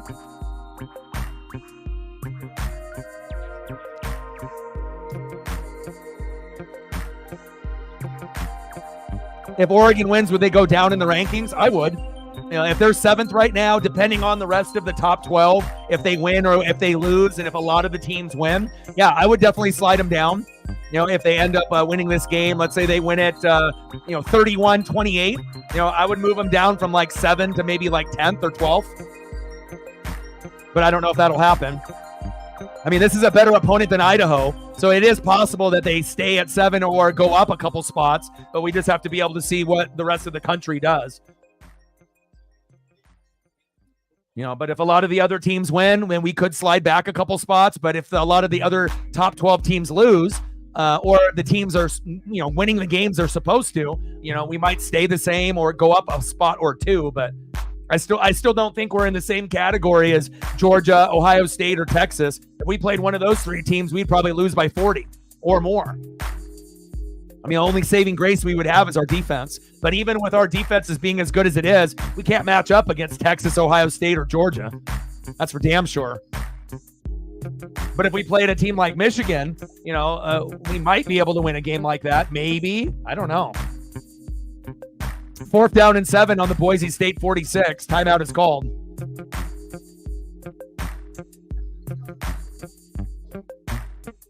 Yeah.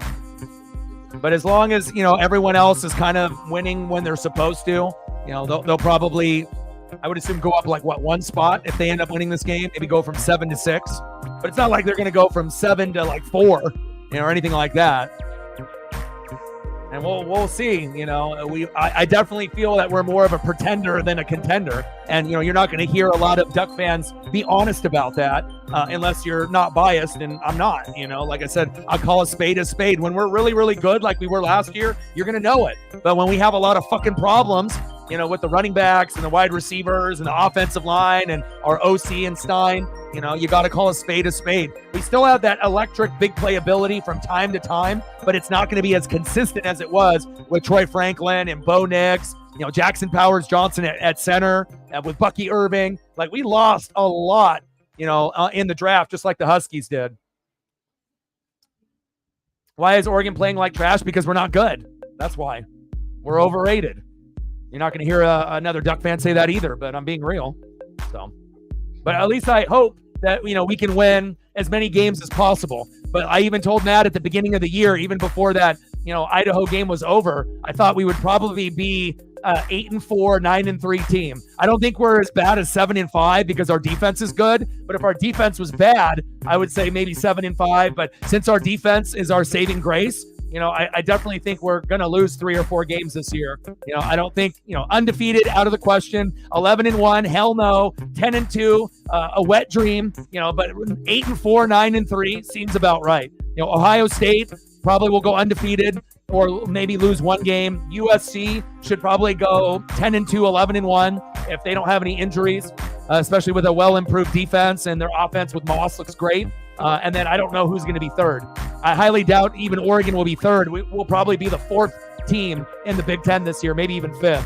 So just being honest.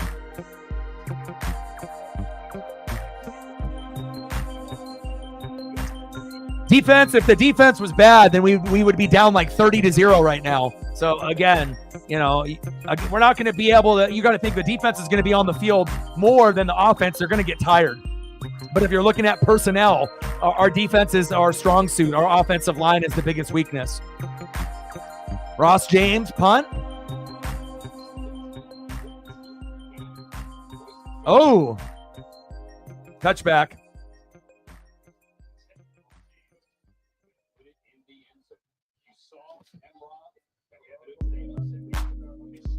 Yeah, but Jerry, even if we had Chip Kelly or anybody else with this particular offensive line, you think that's going to make a difference? Even with Chip and his play calling ability, if you don't have an offensive line to run block and pass block, you're not going to be able to execute. It's a lack of talent, and athleticism at running back, wide receiver, and tight end, and the offensive line being terrible at guard, center, guard, and then even the tackles now are getting exposed. Trips right, shotgun set. Ashton Genty, one of the best running backs in college football, bouncing off a tackle. Uh-oh. Big first down by the Broncos. They can't even tackle him. First down, Broncos. Move the chains. He is amazing. Yeah. And even if Michigan and Penn State are not as good as last year, I'm not sure if Oregon can beat those teams. I hope. Handoff. Genty again. Gain for a yard. Down to the Oregon 48. Less than 2 minutes to go before halftime. 17-14 Broncos. Like, sub, donate, comment, share. If you haven't smashed the like button yet, please do. It'll definitely help. And thank you to all the people that have subbed to the stream and obviously to the channel here tonight. I think we've gotten at least 5 subs already. So thank you so much for that. I appreciate you guys.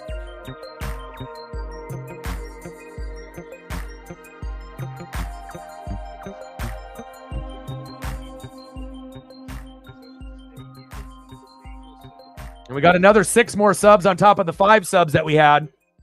Now we're down to 49 subs to 20,500. Thank you, guys. Gained about 10 subs just here tonight in an hour and a half. You guys are awesome. Appreciate you.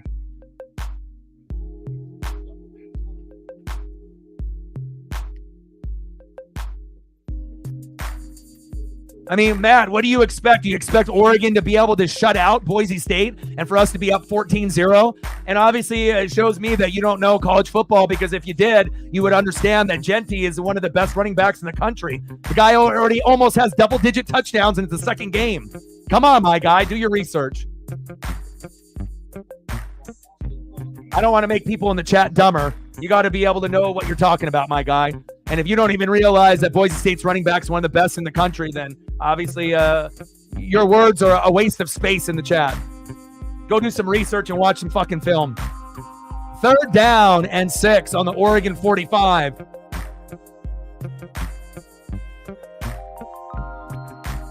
Boise State, they're rolling here. Wouldn't surprise me if they get into field goal range or for a touchdown. Shotgun set. Maddox Madsen. Little crossing route. Slant. 1st down. Broncos. Move the chains.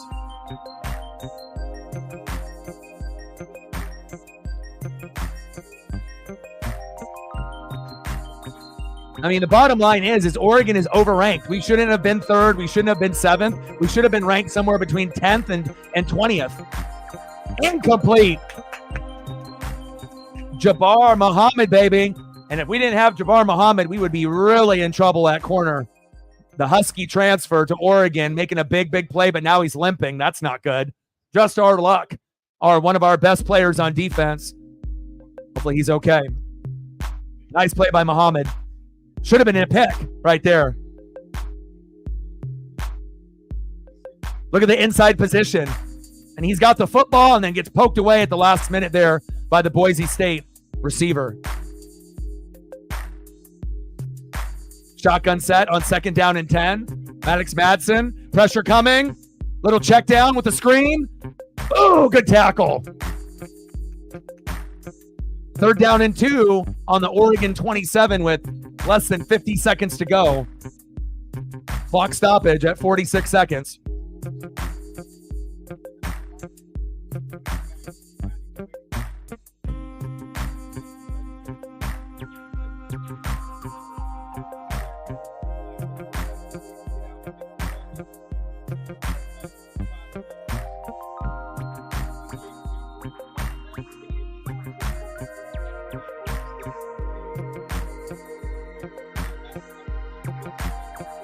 Let's go, baby. And remember, I'm no casual. I've been a fan since the 80s. So again, I used to watch this team, when we were nothing. If you go back and look at our team history, we really didn't start going ahead of the curve until, really Mike Bellotti and with Joey Harrington. And then once Joey Harrington, kind of put us on the map, even though we had pretty good teams, prior to that, obviously with Kenny Wheaton and the pick and certain things, to get to a Rose Bowl. But we really didn't turn the page in Oregon football until we got Joey Harrington, Captain Comeback. And then since then, in the late 90s, early 2000s, for the last 25 years, we've been gradually getting better and better. 3rd down and 2. Shotgun set. Maddox Madsen. Hands off to Ashton Genty. Rumbling and a bumbling, looking like LeGarrette Blount out there. 1st down, Broncos. Move the chains.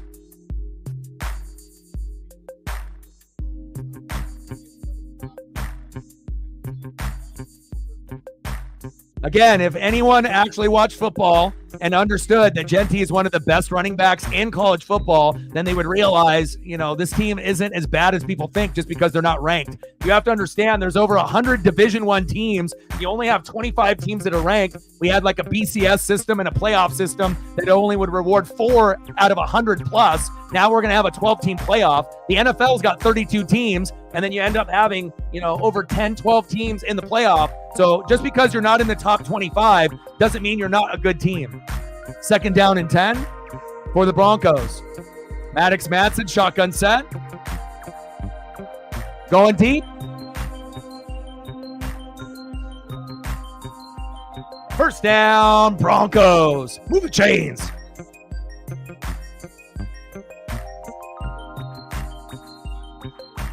Look at the block here up front. Bang!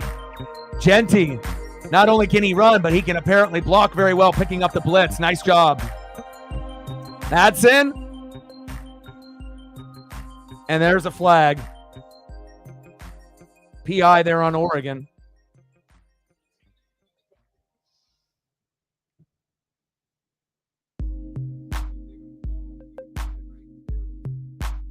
We would assume that's what they're going to call. Wow, no foul in the play. Interesting. Looked like PI to me.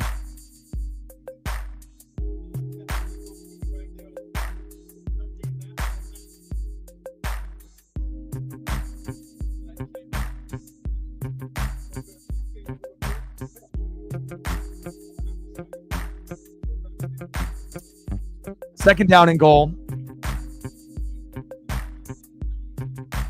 Maddox Madsen under center, man in motion. Looking for a receiver. Back of the end zone and complete. And you got 5 seconds left. Are you just going to bring out the field goal kicker here, or are you going to try one more play?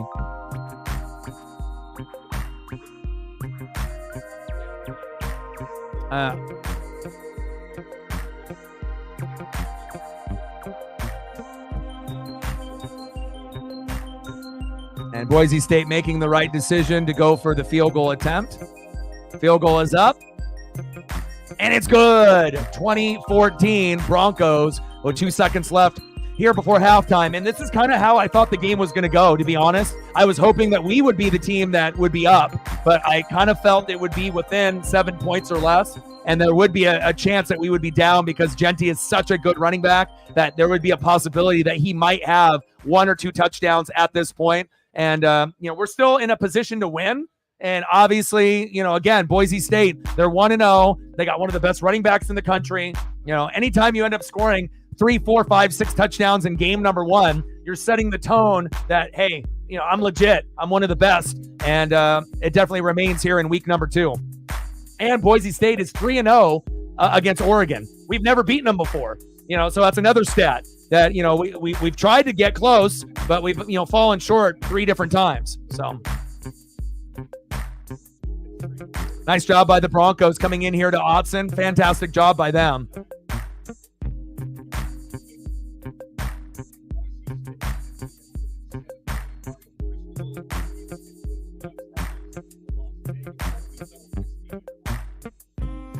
Well, if Boise State beats Oregon, it shouldn't be like, the end of the world. But again, the writing was on the wall week number 1. And again, Idaho, is not a very good team. I mean, in their conference they are, but against Division I opponents, it shouldn't have been 24-14. We should have won if we were good enough, with a quality roster. We should have won by 30 or more.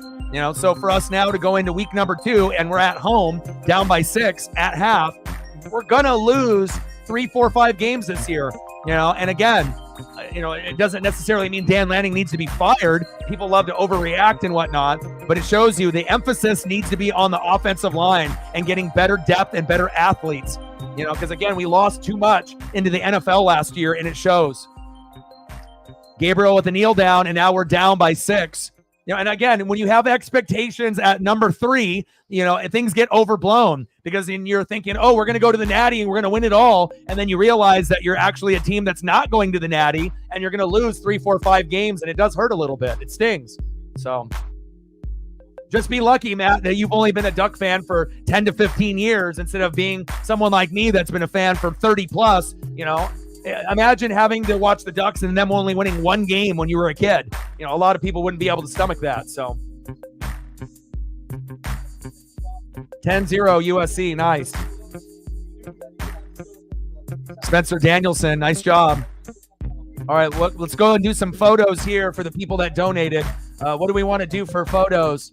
Sarah, reflect. Let me know. I got you. Let me see if I can find some more Caleb Johnson here.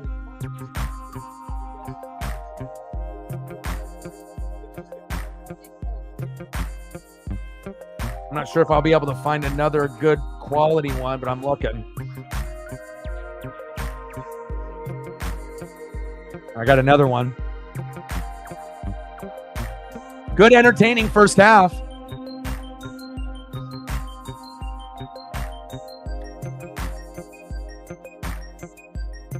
I mean, the bottom line is, the Oregon Ducks are overrated. It's just, that's how it is. Now if we would have been ranked, going into the season, 13th, a lot of the people wouldn't be freaking out as much, but when you go from 3rd and then you win and you go down to 7, it shows you do we deserve to be in the top 25? I'm not sure. I mean, we'll wait and see as the season goes along, but we're more of a 20th to 20 to 35 ranking type of team. We're definitely not in the upper echelon of college football. I mean, it's sad to say, but that's just the reality. Yeah, that one kind of sucked today, but we, normally when we end up putting up, 10, 11, 12, 13, 14, 15 runs, then we end up putting up 2 to 3 hits the next game and a 0. But then we ended up winning a few games in a row, and then we ended up getting the goose egg today. So the Cardinals got revenge, and then hopefully we can get better production. I feel bad for Logan Gilbert because he deserves better, but I still think the Mariners have a very small chance to keep it going. So we'll see.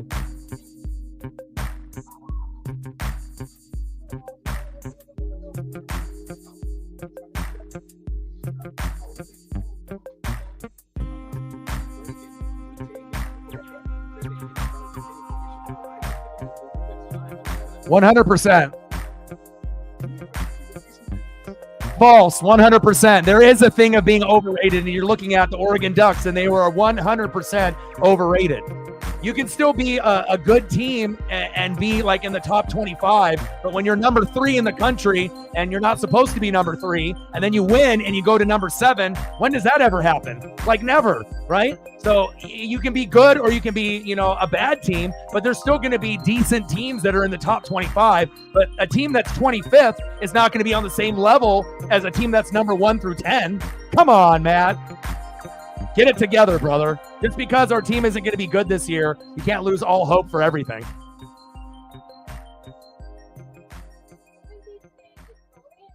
There's levels, to the talent in college football. They're 1 through 5, right? 6 through 10, right? 11 through 20. And then obviously 21 through 30. There's different levels, Just because you're not in the top 25 also doesn't mean that you're not good. I guarantee there is a lot of top 50 teams. If you had a top 25 and let's say instead of a top 25, we had a top 50. I guarantee that there's probably at least 10 teams that are not ranked that could beat Oregon, that are ranked, 30th, 35th, 40th. And that's just the sad reality. We're not, the same type of team that we saw last year, and expectations were too high when they gave us the preseason ranking as 3. And even I got, too hyped up about it. We're overrated, period. But it shows you what's important. Is it quarterback, running back, wide receiver, tight end? Fuck no. It's O-line, D-line, defense, coaching, and play calling. Just like in the NFL. If you don't got an O-line, you don't got a D-line, you're not going to be good, regardless on who your quarterback, running back, wide receiver, and tight end are. Come on.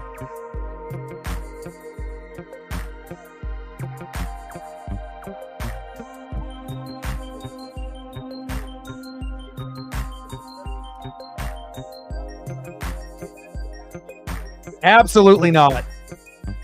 I keep it real and 100 with you, right? I told you last year, and you already knew watching the games, the defense stunk.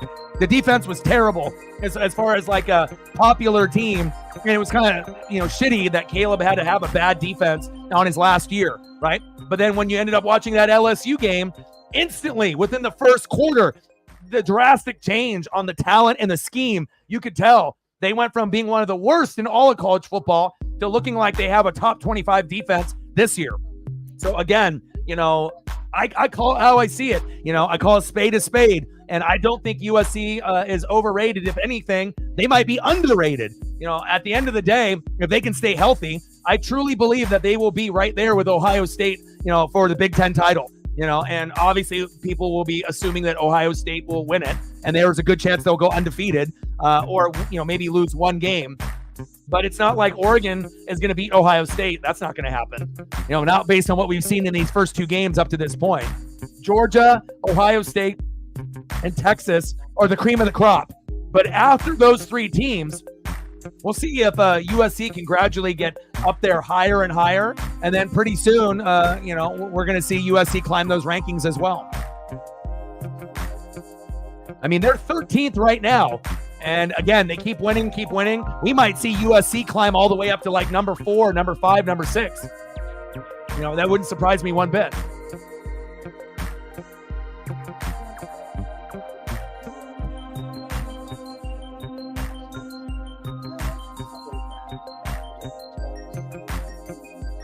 And Washington is underrated as well.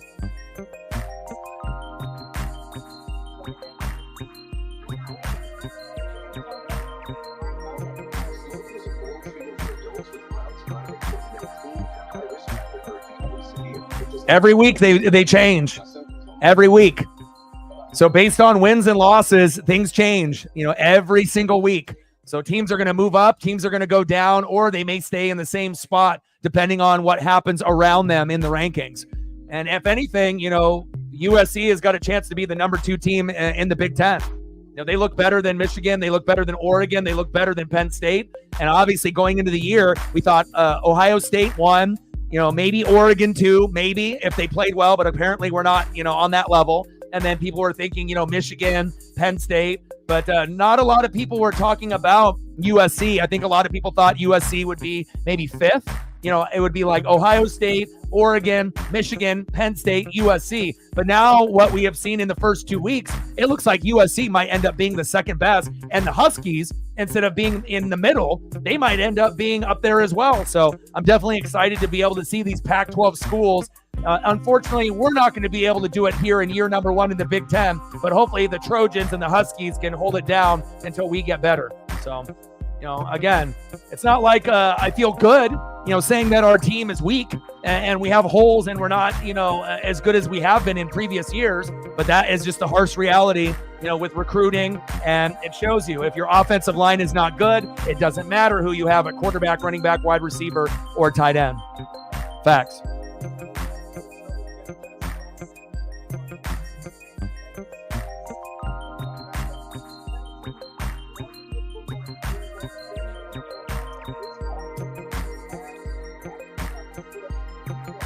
Yeah, Huskies are getting close to, getting on in the rankings. I 100% agree.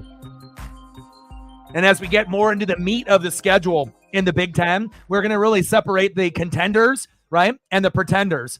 And I obviously don't want to be a pretender, but you have to call a spade a spade. Like, imagine, if I was an Oregon fan and acting like we're going to go undefeated, or, we're going to beat Ohio State and we're going to be the best, and, knowing that for damn well that we're not, it's like not every college football fan is insane.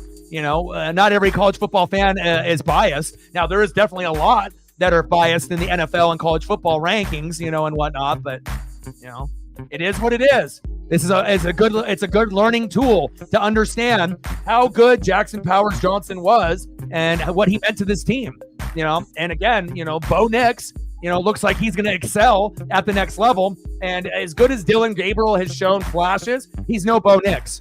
But even Bo Nix, if he was our starting quarterback today, he would still have problems with this offensive line. If you don't have time to go through your progressions, you're not going to be able to do a lot. So you got Georgia, Ohio State, Texas, Bama, Notre Dame lost, Ole Miss, Oregon might lose, Penn State, Missouri, Michigan. And if we're being honest, Michigan and Penn State don't look good. Oregon doesn't look good.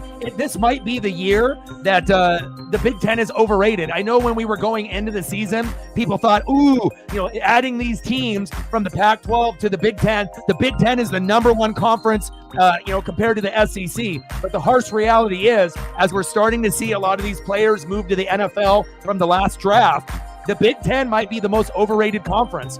If you're actually looking at Penn State, Oregon, Michigan, not really that good. And obviously Penn State and, Michigan, they're going to go through it just like us, but we do know Ohio State, USC, Washington and a few others, are going to be able to move up. But even like Iowa dropping to Iowa State, the Big Ten, it looks like they're overrated this year. And, we'll see who the best conference is if it ends up being the SEC. And that's how it was for many, many years, right? The Big Ten usually would be top heavy, and in the middle to bottom, it would be a little weak, right? The Pac-12 last year was arguably the best conference from top to bottom, but we don't fucking exist anymore, right? So it is what it is. One day, Oregon will be, number 1, number 2, number 3, in the Big Ten, but it sure as hell isn't going to be this year.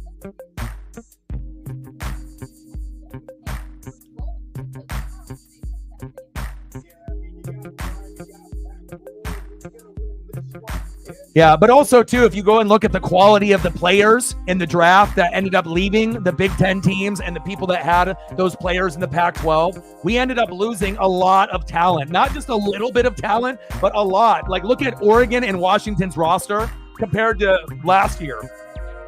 So you can't even recognize these two teams. We gave up 5 sacks all year. We gave up 3 in week 1 against Idaho. There's no similarity from last year's team to this year's team. It almost kind of reminds me of when you ended up watching Pop Warner or like high school ball. It's like we were varsity last year and now we're like freshmen, or like JV. Like we went backwards, unfortunately, but it is what it is. But the Huskies won today, 30-9. Iowa, obviously with a tearjerker, losing to Iowa State, starting off 2-0. That's surprising. Michigan State beating Maryland 27-24. And I know USC is going to start molly-whopping as we continue to go further on against Utah State. So, and we already knew at some point, USC and Washington were going to get there. I just think that people thought it would take them longer, and they just assumed that the Ducks are going to be there with Ohio State and Michigan and Penn State. And then after 2 weeks, we realized Ohio State, right, the real deal, right? Maybe a natty. With Georgia or Texas right there at the top. But Oregon, overrated. Michigan, overrated. Penn State, overrated. Iowa, maybe not as good as we were hoping. And then obviously USC, underrated. Huskies, underrated. So at least, I don't know about the Bruins. What's going on with UCLA? What do they look like in the first 2 weeks? I haven't watched any of them yet so far this 2024 college football season. But if anyone has seen anything on the UCLA side, that obviously was supposed to be the weakest team out of the 4, the Bruins, but at least the Huskies and the Trojans are playing better. And again, I know that we're going to end up being good one day, but it ain't today, and I don't even know if we're going to be able to come back and win this game, but hopefully we keep it competitive and hopefully we end up winning by a field goal, because that's what it might have to come down to. It might end up being, a 34-31 type of game, and hopefully we're on the winning end about that. So.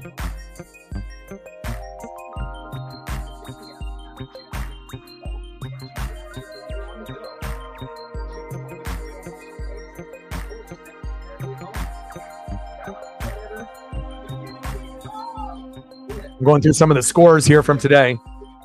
All right, so we got Boise State 20, Oregon 14, USC 10, Utah State 0. Obviously, Texas beating Michigan easily on the road. Texas is the real deal. But even though with Texas and Ohio State, can they beat Georgia, though? That's the real question, and I'm not sure. Georgia might end up being the champion again this year. Penn State 34, Bowling Green 27. And obviously, if Penn State was like the real deal, they should be able to beat a team like Bowling Green more than 7. If it was a normal Penn State team, you would think, yes, they are 2-0, but you would think that they would be able to beat a team like a Bowling Green by more than 7 points. So maybe slightly overrated at number 8. Minnesota winning 48-0 against Rhode Island. Iowa losing the heartbreaker 20-19 to Iowa State. And Iowa State will now be ranked in the top 25. Washington 30, Eastern Michigan 9. Nice dub there for the Huskies. Wisconsin 27, South Dakota 13. But that's kind of the problem with college football. Ohio State 56, Western Michigan 0. It's that there's too many shitty matchups week in and week out. There's not enough. And I think what they should do, and I don't know if you guys will agree with me, but I think that they should move the rankings to a top 50. I think that's what they should do. We have over 100, Division I schools instead of doing a top 25, if you did a top 50, it would be more exciting for the fans. So then you would have like number 15 versus number 30, and instead of just number 15 versus unranked. And you know, we don't know if number 30 could beat number 15, but if they did, you know, you would get more eyeballs on the product of college football. I think it would be exciting. It's not like you're going to get number 1 playing number 50, you know, but I mean, I guess that could happen on the schedule. But I think that if you upgraded it to a top 50, not only would it bring more awareness to college football, that it would give more ratings and ranking pedigree, actually having a top 50. There would be more top 50 matchups week in and week out, and then there would always be an upset. And again, you're always going to have these teams that aren't ranked right now, but they should be. You know, maybe they're 30th, maybe they're 35th, and all they got to do is win 1 or 2 games, and then boom, they're in the top 25. But, you know, hopefully one day, we've already expanded the playoff to 12. Eventually that'll turn into 16, maybe 18 one day. But I'm hoping one day we do a top 50. I think that would be very good for college football, considering we have over 100 Division I schools, and that would make it more intriguing to watch games in a top 50 matchup. Number 15 versus number 30, you know, number 8 versus number 32, you know. Could number 32 beat number 8? Maybe not, but you never know, you know.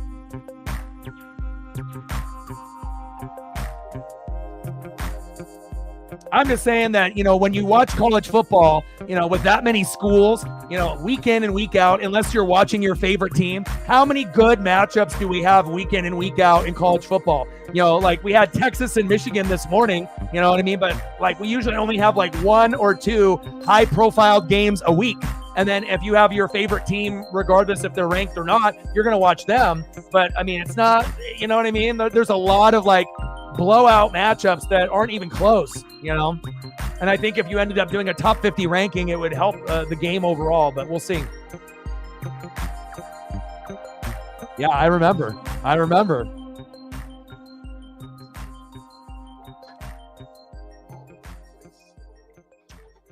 20-14, Ducks down by 6, and the Boise State Broncos, obviously, if they end up winning this matchup, they'll definitely be in the top 25. But we gotta make sure. Genty, 14 carries, 85 yards, 1 tutty. We're actually kind of lucky, you know, that we've been able to hold that down. But again, you know, Oregon Ducks typically are known as being a rushing team, even though we do a lot of passing, even in the Chip Kelly era. Jordan James, 7 carries, 38 yards, no touchdowns. That's not going to cut it. And again, no disrespect to Jordan James and Noah Whittington, but this is the worst running back room that we've had in maybe like 15 years. Like these guys are good RB2s and RB3s, but this is like, no one is afraid of Jordan James or Noah Whittington, you know, and again, that's a problem. Offensive line stinks. Running backs are second tier, you know, wide receivers with Tez Johnson and company, that might be the strong suit with Dylan Gabriel, you know, but again, it's just not a good offense this year. And obviously with our OC with Stein, I don't think it's a very good fit either. You know, so again, you got a lot of things that need to be cleaned up. And even though that you recruited 3-star, 4-star, 5-star guys, it shows you if you don't recruit the position that needs the most help, offensive line, it's not going to matter. 17-0 Trojans. Here, I'll get you a Moss photo here while we're waiting for halftime.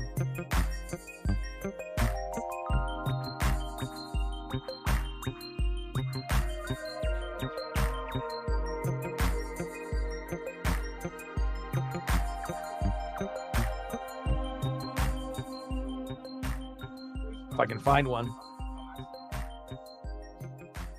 Can I get one to convert here? There we go. I mean, I'm a fan of college football in general, so it's not like I just watch the Ducks and that's it. Like, I typically will watch 3 or 4 games on a Saturday. You know, I watch the 9 a.m. game, whatever that matchup is. And another thing that I just wanted to bring up, Gus Johnson and Joel Klatt not only are the best announcers in college football, you could argue they might be the best in sports, you know, as far as NFL or college football. You got Jim Nantz and you got Tony Romo. We're going to see Tom Brady with the Cowboys and obviously the Browns tomorrow, and you're going to see his color skills obviously in the booth as well. But if you're looking at, Joe Buck and Troy Aikman and a lot of the guys that they have on the NFL side, I really believe that, Gus Johnson and Joel Klatt, they might be number one. Obviously Jim Nantz and Romo are very smooth in their delivery, and hopefully Brady will bring that type of Tony Romo vibe to Burkhardt and obviously the NFC broadcast over, Joe Buck and Troy Aikman, who are garbage in my opinion, but at least on that end, we get some, good talent there.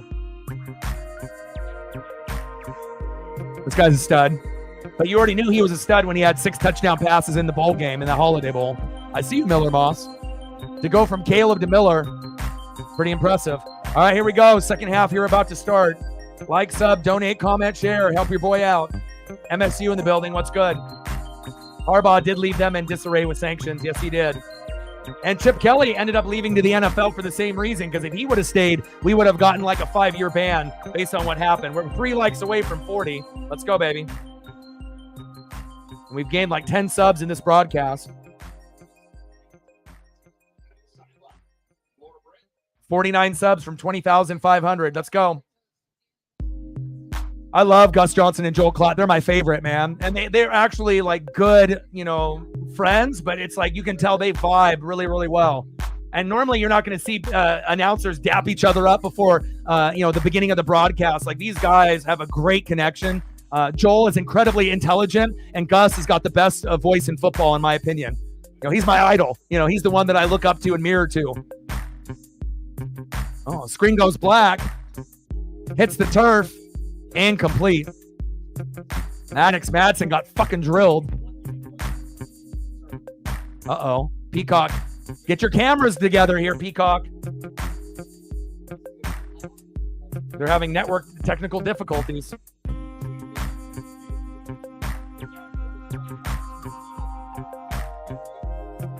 We're already over 3,000 views on the stream already by halftime. Already 3,200 on this particular stream. Shotgun set, 2nd down and 10. Genty, Ashton. I love the way that Ashton runs. I wish that we had an Ashton Genty on Oregon. We fucking need it. Or a Jonah Coleman. You met Gus? No fucking way. You did? I think you did tell me that back in the day. You've been kind of lucky with the Randy Orton, Gus Johnson, anyone that lives in that, Iowa, Big Ten area. That's very cool. I would be like, I don't know. I would definitely be at a loss for words if I met Gus. I look up to him a lot. He's got that natural energy that's not forced. A little bootleg. Nice sideline throw, Maddox Madsen. Pass complete to Austin Bolt for 8 yards to the Boise State 38. First down, Broncos. Move the chains.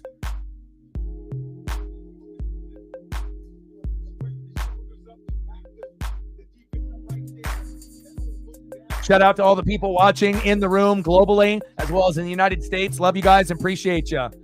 Fun game, man. I mean, I wish we were ahead, but again, Boise State showing that no matter if they're ranked or not, they're always fun to watch. Especially when they had Chris Peterson. Play action fake. No, little handoff. Sire Gaines, the freshman, 4-yard gain to the Boise State 42.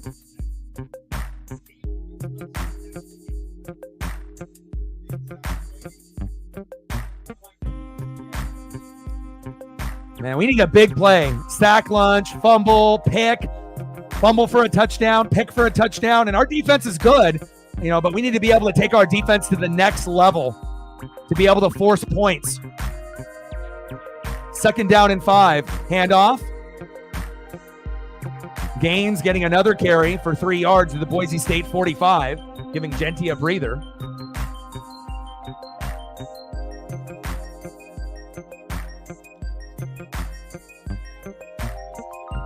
Come on, Ducks.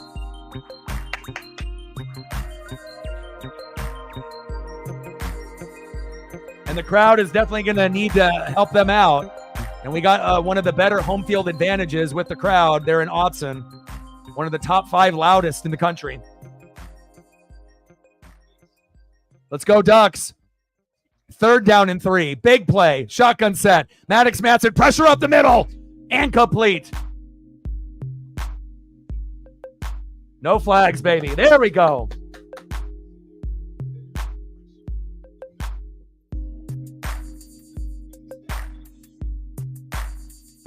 Good job by Oregon. Michigan State 2-0 in the Jonathan Smith era. Nice, dude, to go from Oregon State to Michigan State. Awesome, man. Who are the showcase players for your favorite team there, MSU? Who's balling out for Michigan State this year? Who should I keep an eye on? James Ferguson Reynolds, punt. 43 yards, catch by Tez Johnson at the 12, fair caught. All right, here we go, Oregon. Good defense by the Ducks. And then obviously we got a lot of exciting fantasy football, starting tomorrow morning. I can't wait. I'm going to be watching Red Zone, and every single fucking game, I'm going to be watching everyone in our league, all the bench, all of the starters. And again, we'll be doing a live stream. I'm not sure if I'm going to be doing the Bucks and the Commanders and the Rams and Lions because I got to take care of my pup. But we definitely are going to be doing the Rams and Lions for Sunday night. And I haven't decided yet if I'm going to be doing the Bucks and the Commanders also. Usually I get pretty drained, after a game, but, because I don't want to do the Bucks and the Commanders and have nothing left in the tank for the Rams and the Lions, which is going to be fucking must-see TV. So I want to try to do as many Bucks games as possible, but I'm going to make sure we take priority to Sunday night, Monday night, and Thursday night first. So I can always watch the Bucks game here with Paisley and not necessarily stream it. So.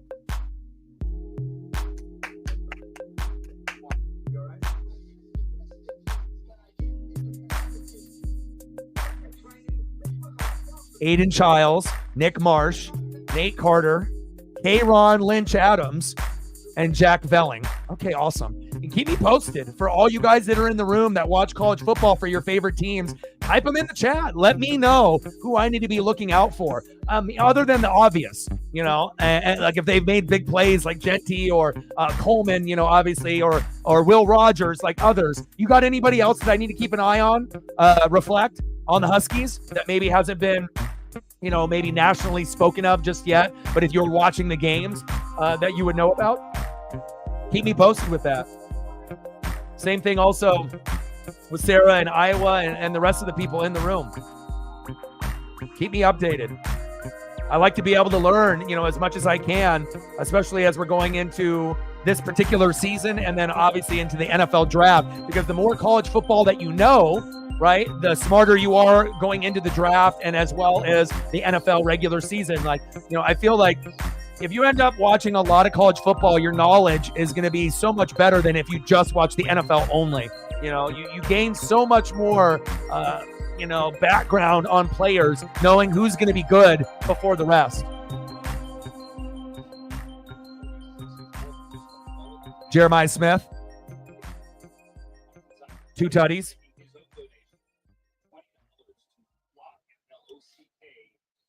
Wow, that's a name for you. What do we got? Caleb Johnson, Caleb Brown. Who's the tight end for Iowa? Here we go. Here we go. Jordan James, run for 10 yards. There we go. Looking a little bit like a Jonathan Stewart on that run. Nice job down the sideline. 10 yards down to the Oregon 22. First down, Ducks.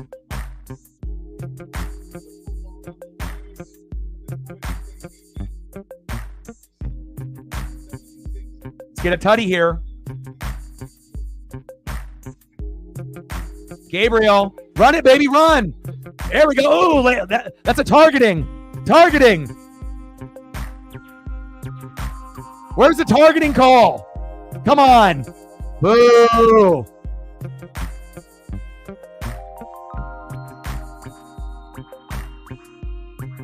Targeting, man. Helmet to helmet. Come on. That's an emphasis in fucking college football. Come on now.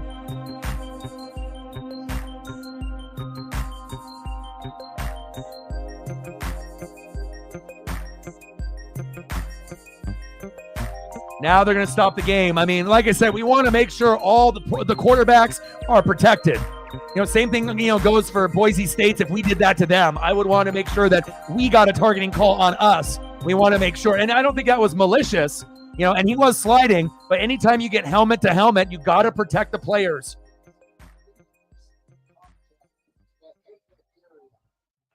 That's a helmet. I mean, he didn't have to launch himself like that. And I don't think that guy deserves to be ejected. You know, I don't think it should be an ejection, but he leads with the crown and he hits the crown and bends his neck back. That's an easy call.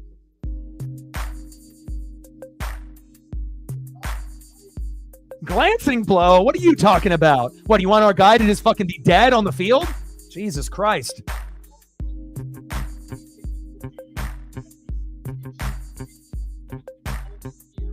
If it didn't hit the crown to crown, then no call. But the simple fact, it hit crown to helmet, neck went sideways, that should be called.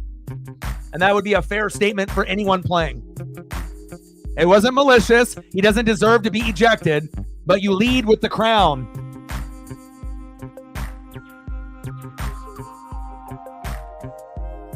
Hell no, it's not a good no call, you dummy. They better get it right here. Targeting.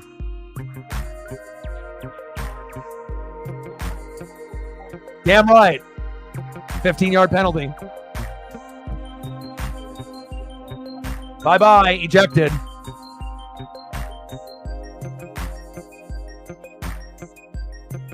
And again, you know, with the targeting call, I feel that there should be, you know, some kind of follow through whether someone deserves to be ejected or not. That wasn't the most malicious, you know, helmet to helmet hit.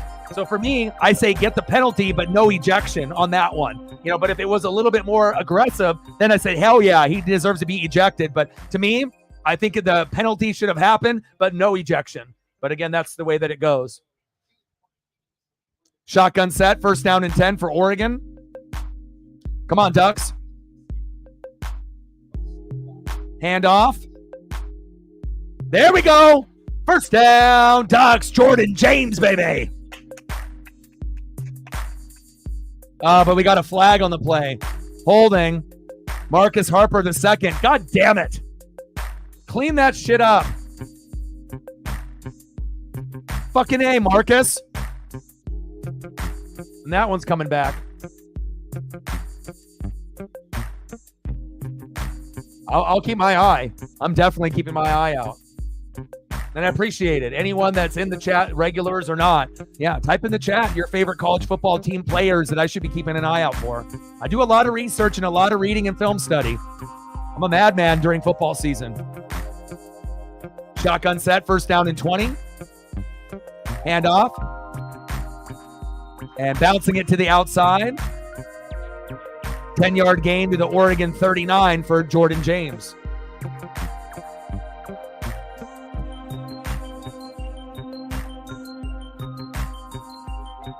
And we haven't really seen a whole lot out of the combo of James and Whittington. I would assume we're going to sprinkle in Whittington at some point here in the 3rd and 4th quarter. Shotgun set. Whittington in now. 2-yard gain for Noah. You ask and you shall receive, I guess. There you go.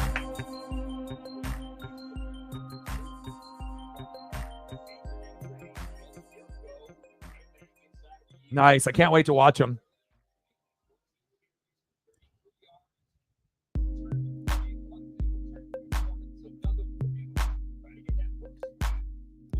Third down and 8.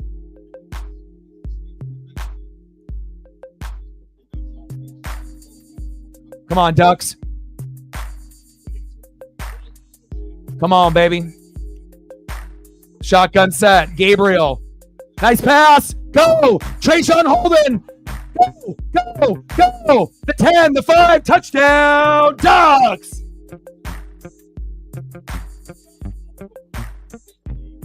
Hell yeah. 59 yards for the tutty. And it shows you, even though our offensive line stinks, we still have that big playability out of Dylan Gabriel. Fuck yeah. Let's go.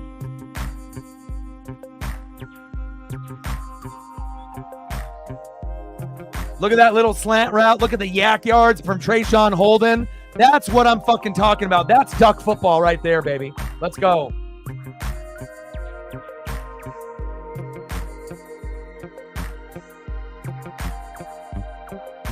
Extra point is up. Sappington is good. Oh, he missed it. Are you fucking kidding me? Atticus. Jesus Christ. We can't even take the lead. And we're tied up at 20. Man, my God.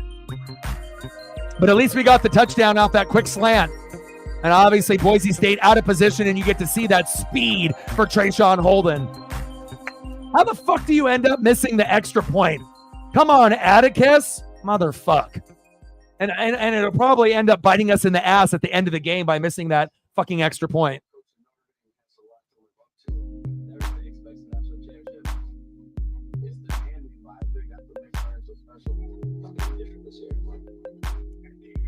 Like, sub, donate, comment, share. Let's see where we're at right now. We've gained 10 subs. We're 1 like away from 40. So if you are in the room, do your boy a solid and help us get to at least 50 before the night is over. We got 60 in the room, and we only need 11 to hit 50 for the stream. And then, obviously everything is good from that point on. Appreciate you guys very, very much. And we're getting some good views on the stream already as well. What are we at? We're already above 3,500 views on the stream already. And I assume I'm the only one that's streaming the Ducks, since I am the pretty much only one that does Mariners full-time and Ducks full-time. So somebody's got to represent properly. All right, I got to get a drink here real quick. Give me 1 sec. Go Ducks, baby.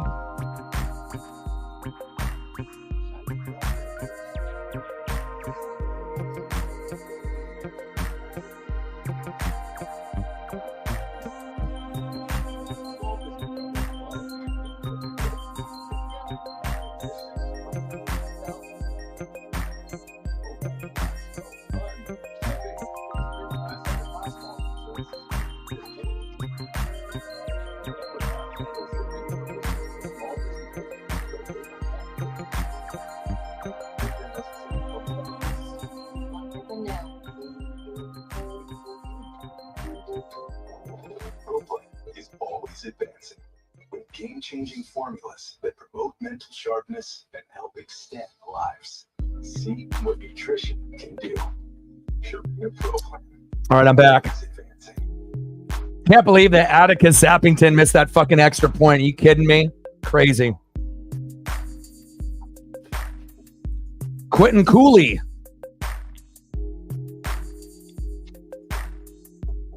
Bruce in the building. Mahalo.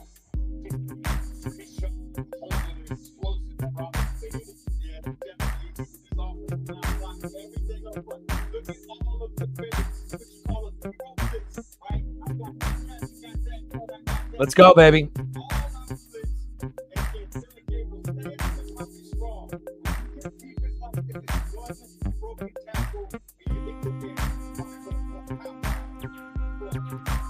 All right, we're knotted up at 20. And again, a very entertaining game. And, if anything else, yes, the Oregon Ducks are overrated. Yes, we're probably going to lose 3 or 4 games this season. But one thing is for sure is that a lot of the games are going to be uber competitive. Like a lot of the teams that, are in the middle of the Big Ten, have a chance to be able to upset the Oregon Ducks or, give us everything that they have. So instead of us, winning by 30, 40 a game, which I know a lot of Duck fans would want, there's going to be a lot of close games this year, which is going to, mean a lot of excitement late in the second half for the Big Ten. We're knotted up at 20, baby. And I know we're eventually going to be good. We're going to live up to the number 3 ranking or number 7 ranking. Just unfortunately not this year. But we still want to be able to do the best that we can with what we have to work with. First down and 10. Man in motion. Hand off. Genty. Get him! Yeah, baby! Gang Green. 4 Ducks right there.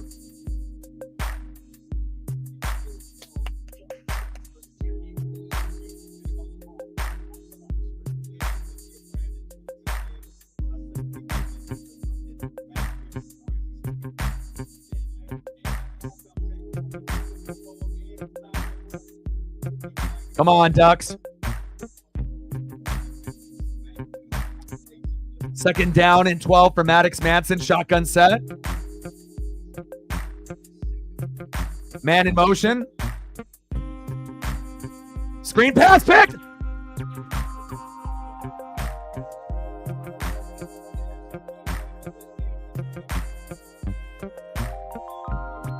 Oh, I almost jumped out the window. That could have been the pick 6 that I was talking about. It was right there. What happened to my hands? And there's a reason why you're a DB and not a wide receiver. Fuck!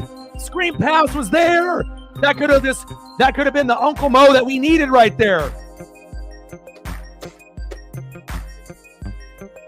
Fuck.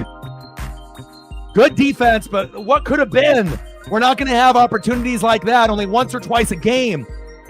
Going long, going deep. Incomplete. Good defense by the Ducks. He bobbled. 4th down, baby. There we go.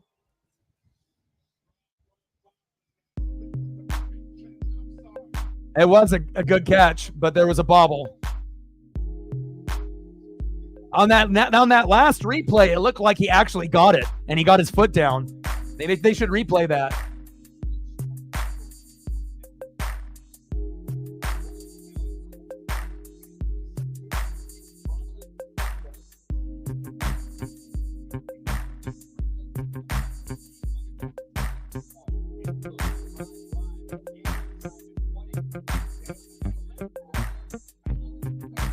They already went out of bounds. What was Tez doing there?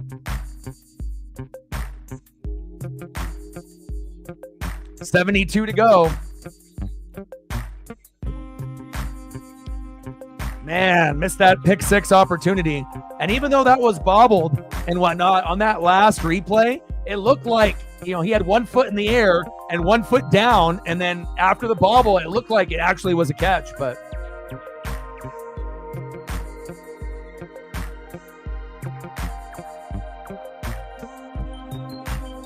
oh, man, oh, man, oh, man.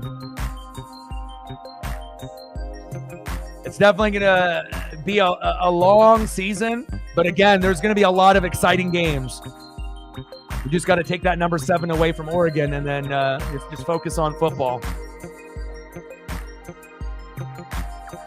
Man, I'm so excited for fantasy and the NFL tomorrow, too. A lot of great matchups. I'm going to definitely be watching Red Zone. I love watching Red Zone. Hanson Scott does such a great job with that as well. But we got Cardinals, Bills, Patriots, Bengals, Vikings, Giants, Titans, Bears, Panthers, Saints, Steelers, Falcons, Jags, Dolphins, and the one that I'm really looking forward to, Texans and Colts, Raiders and Chargers, Broncos and Seahawks. Looking forward to that as well. Cowboys and Browns for Tom Brady on the mic. Commanders and Bucks, go Bucks. Rams, Lions, yes please. And then we get an amazing Jets, Niners on Monday night. Let's go. Red Zone all day and all night, baby. All right, no worries.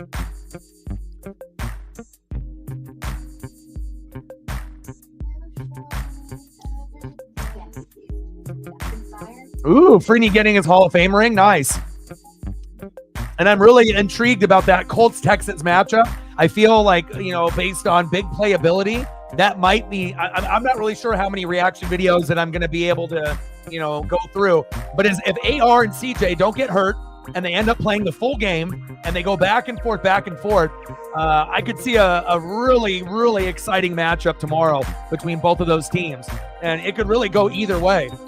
AR does his thing on the ground and in the air. Jonathan Taylor with that receiving core. We obviously know the NFL is in love with CJ Stroud. The NFL is in love with the Texans, adding Stephon Diggs. So they're always going to be the more popular team. But just because you're popular doesn't mean that you're going to end up winning the game. So we'll see on how that all plays out. And I'm very excited to be able to see these fantasy players if they live up to the billing. So I'll be watching all of your guys' players and all of your guys' benches, obviously under a microscope.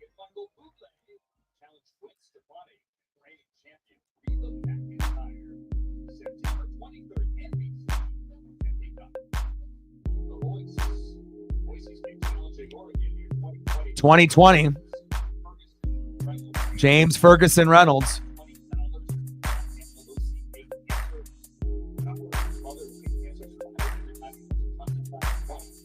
Go, baby, go. Jordan James get twisted around. Almost a first down.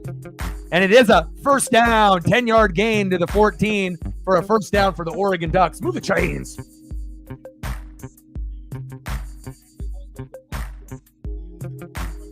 Come on, Ducks. This is the best time of year, baby. We gained a couple more subs. That's 12 for tonight. Now we're 47 away from 20,500. Let's go. Thank you to all of the 12 that have subbed to the channel tonight. First down and 10. 740 and counting. 2020. Shotgun set. Gabriel. Hands off. Jordan James. Oh, and he fumbled it.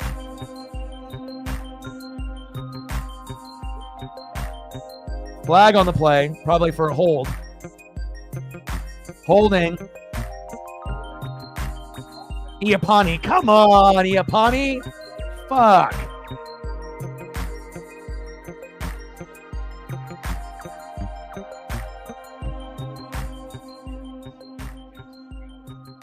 And that one comes back. And good thing James didn't fumble inbounds.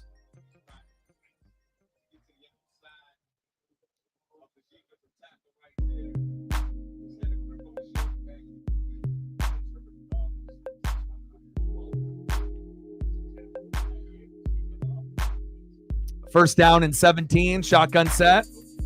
Hand off, running into his own man. Getting a little bit of help from the Oregon offensive line to try to get at least an extra yard there. Second down and 16 now on the Oregon 8. Come on, Oregon. I hope we can get, for over 3,500 people, of course, if you're not subbed to the channel or you don't know the people in the room, there'll be a lot of looky-loos and haters and trolls. But if you are here watching the game, the least you can do is smash that like button for the algorithm and the metrics. We should be able to get to 50 as long as there's not too many haters.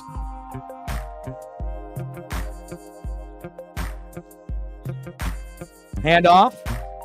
Short gain for Whittington for 3 yards to the Oregon 11. Third down and 13. But it's never going to be just like a Duck stream or like a Mariner stream. It'll always be a stream for both. But again, if you're new, of course, people always have this like judgmental type of ability where they see somebody and just assume that they're bandwagon or biased. And if you know this channel, that's not the case. We're one of the only sports channels that's out there on YouTube that's not biased. We call it how we see it. Third down and 13 for Oregon. Shotgun set for Gabriel. Handing the ball off. What the hell is that? Terrible call. Boo. And the Duck fans boo as well. What is that? Why are we playing it safe? I know we're, inside, close into our own 20, but handing the ball off like that to Lamar for 2 yards was stupid. What are we doing right there?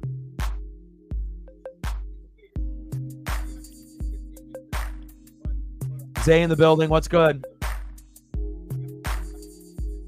I don't know. For me, it's easy to root for Pac-12 teams, and you can have the rivalry, but I feel as you get older and you mature, you don't end up being as much of a hater. When you're young, you can be a hater, but when you get a little bit older, I like rooting for, the Huskies to win and the Beavers to win and the Cougs to win and the Trojans to win. Just not when they're playing us.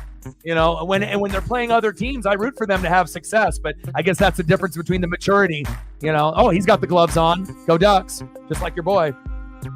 But again, every fan is built a little bit different. But I feel that when you're young, it's like, okay, I love my team, fuck everyone else, and you really take those rivalries to heart. But I feel as you get older, you hit 30, you hit 40, you hit 50, you start to appreciate the teams that are in the league, even though the Pac-12 doesn't exist anymore, and we just want to be, successful, right? Pac-12 supremacy, right? Did we get to 50 likes? We had quite a few to get to that point. Where are we at now? We at 50? There we go. Like, sub, donate, comment, share. Maybe we can get to 70 before the stream ends. Yeah, and right now, and even though we don't exist anymore, but, we can still root, right? And again, when I was younger, I'll be real. I was like, okay, fuck the Huskies, fuck the Cougs, fuck the Trojans, fuck the Beavers. But this was when I was like super, super young before I even hit 20. And then now, even though I look young, I'm 42. I've been watching Duck football since the mid 80s. So now, once you get into your 30s and your 40s, you start to appreciate the greatness wherever it's at. And again, me being a Duck fan through and through, my favorite quarterback in college football last year was Michael Penix Jr., even over Bo Nix. So if I was such a biased fucking hater, why would Michael Penix Jr. be my favorite quarterback in college football? Because I appreciate greatness where it's at, regardless if it's on our team or if it's against the rival. So, oh, is he? Arkansas fan? What was the final score in the Arkansas game?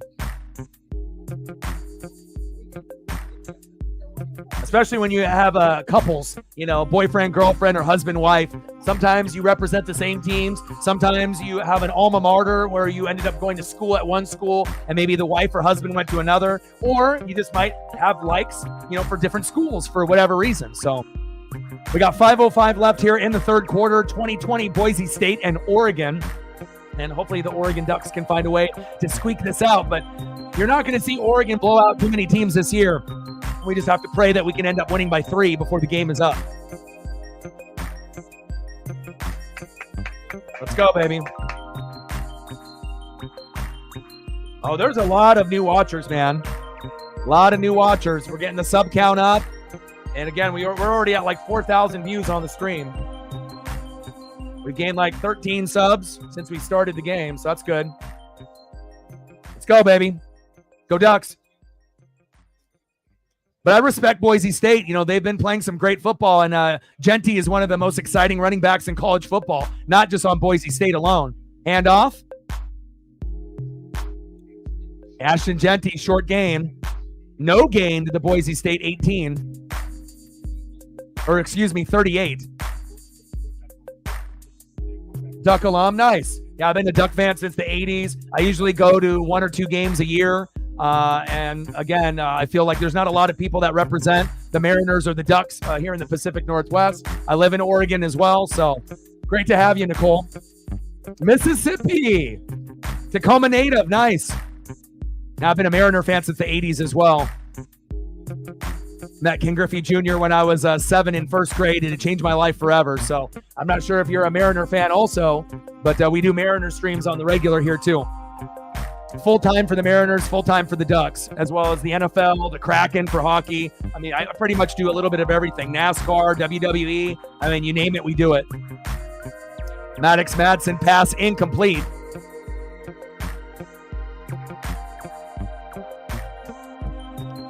Third and long. Come on, Ducks. Third down and 9. And where Peacock is having problems with their broadcast. Come on now. Shotgun set for Maddox Madsen. Shotgun set, 5 wide. Pressure up the middle, going long, going deep, got a man. Genty is there. Oh, incomplete. But there's a flag on the play. Fuck.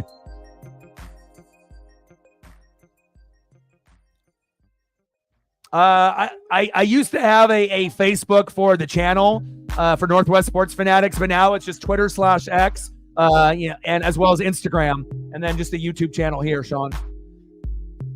I mean, obviously, I have my personal, just who I am. I got a personal, but I don't have a channel for the Facebook. I just feel that not enough people use Facebook anymore for that reason. So I just think that Instagram, Twitter/X, and if you follow, I'll follow back. So. But I usually are just on those apps, Instagram, Twitter/X, and then YouTube. 4th down and long, Boise State Broncos with the punt. James Ferguson Reynolds, punt for 47 yards. Tez Johnson. Go. Go, Tez. Go, Tez. The 40. The 50. Go.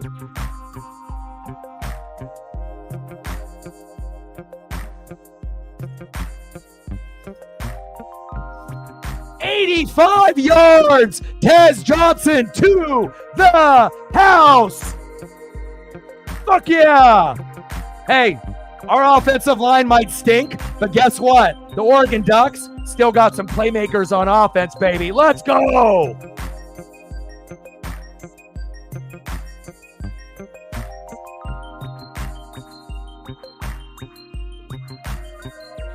Let's go, baby. Let's go. Hell yeah! Hell yeah! All right, come on, Atticus. Don't fuck this up. Extra point is up, and it's good. Let's go. Hell yeah. I don't think anybody anticipated that. Look at the jukes by Tez. We might not have Troy Franklin anymore, but we got a number one in Tez Johnson, baby. Wow, that might be the difference in the game right there. Not saying that we won by any means. Boise State could easily score within a couple plays, but if we're talking about Uncle Mo and momentum, there it is. And hopefully we can continue. Let's go. Let's go. Go Ducks. Hell yeah. I didn't expect a punt return or a kick return touchdown tonight, or even really for this season. I didn't really think we were going to have too many of those. But Tez showing his worth. Troy Franklin, Bo Nix, Denver Broncos, no longer on the team. Tez Johnson, you're the new number one. What a play. What a play. Yeah, we're on Peacock Network watching the game. Let's go. Let's go, baby. Hell yeah. Let's go, Nicole. First career punt, return for a touchdown, 85 yards for Tez Johnson, and it may not be the last this season. He might be able to get a couple. I don't know how many he'll be able to get, but he's got potential, to maybe do it once, twice, maybe 3 more times before the season ends. Oh yeah, 27-20 Ducks. Atticus Sappington with the kickoff here, 63 yards. And then we got a flag as it goes out of bounds.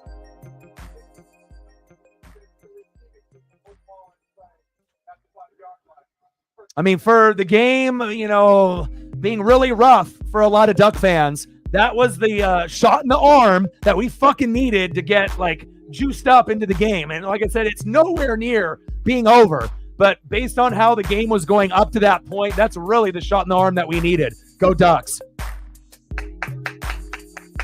Let's go. 20-0 Trojans. Utah State has not a chance in hell. I told you you're going to win that game big. It's just going to get competitive once you start getting into the meat of the schedule, when you start playing some of the Big Ten teams. Shotgun set, Maddox Manson, pressure, and complete. Now the Duck defense stepping up too.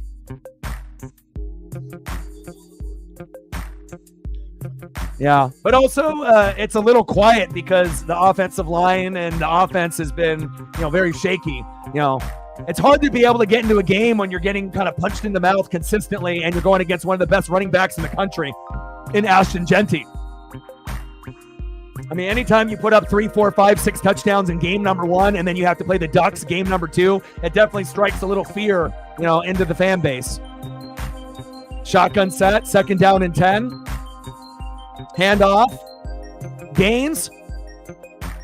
6-yard gain down to the Boise State 41. Come on, Ducks. I wouldn't be. You're better than Michigan. Now, that will be a good test because you're going to be playing a team in the Big Ten.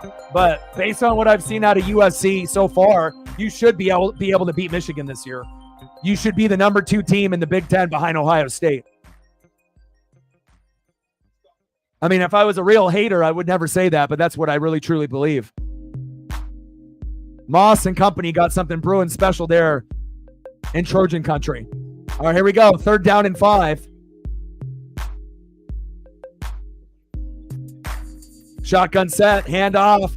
Ashton Jeanty bouncing it to the outside. Get him. 1st down, Broncos. Move the chains.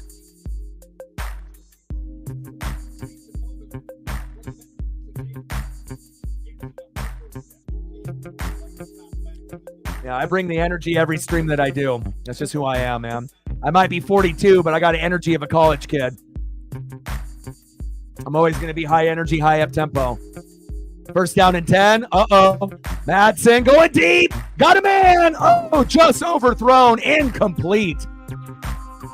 And that could have been the big play that Boise State needed to get back into this game. 27-20 Oregon. And I always will be rooting for all the Pac-12 teams, this season. We may not exist as a conference anymore, but I got a lot of pride for the Pac-12. I mean, hell, I started watching football when it was the Pac-8, the Pac-10, the Pac-12, and now we don't exist. All right, here we go. 2nd down and 10. Handoff to Gaines. Short gain. There we go for 3 yards to the Oregon 48. Here we go. 3rd down and 7. 2 minutes left here in the third quarter. Let's go. Go Ducks.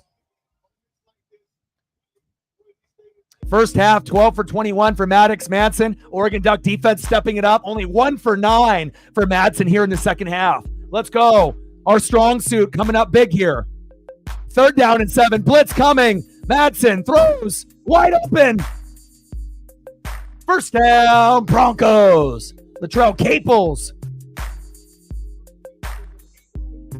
Man, Caples could have had a big play there.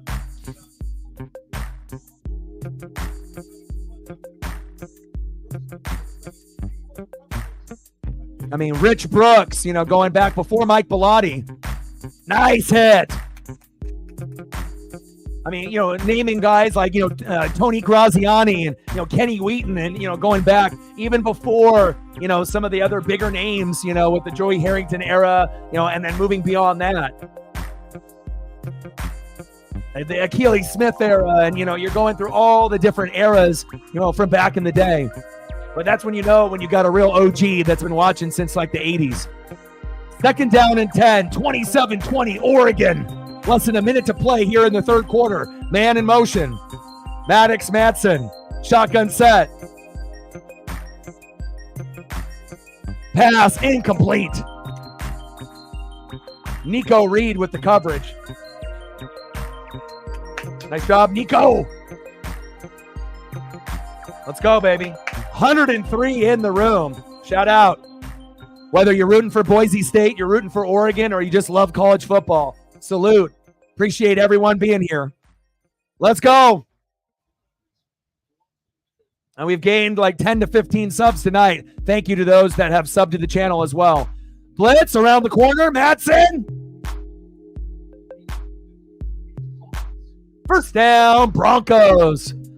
Pass complete to Prince.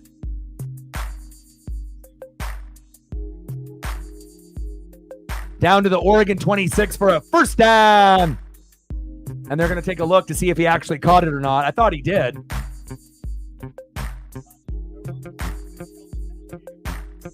$47 subs to go. Oh, we got a few more subs. Appreciate you. Now we're down to 45 to 20,500. Thank you, guys. Gained 15 subs just tonight. And again, normally I end up doing every single Oregon game throughout the year, throughout the season. I didn't do the Idaho game for specific reasons, but moving forward, we will be doing every Duck game the rest of the year. And every once in a while, there may be like one game that I might end up watching but not streaming, but I will be here next week when we play Oregon State at 12:30. Nicole wants the follow, and you get the follow back. Appreciate you, Nicole.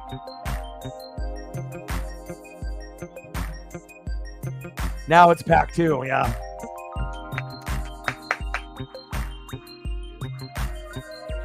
And anyone that wants a follow, on Instagram or Twitter/X, I will follow back, even if you're a Boise State fan or a college football fan. And complete. Hell yeah! 4th down and 10 on the Oregon 37, and you can feel that momentum. And it kind of feels that if we score one more touchdown, right, in the fourth quarter, we're going to win the game. Like, if we get a field goal, it makes us feel good, but it's not over. But if we get a tutty and we go up 14, I think it will be enough for us to win this game, just based on the flow of the game and assuming that the Oregon defense will still play at a high level in the fourth quarter. Wow, they're going for a field goal here? He's not going to make this. 54 yards? Hell no. Kick is up, and it is no good!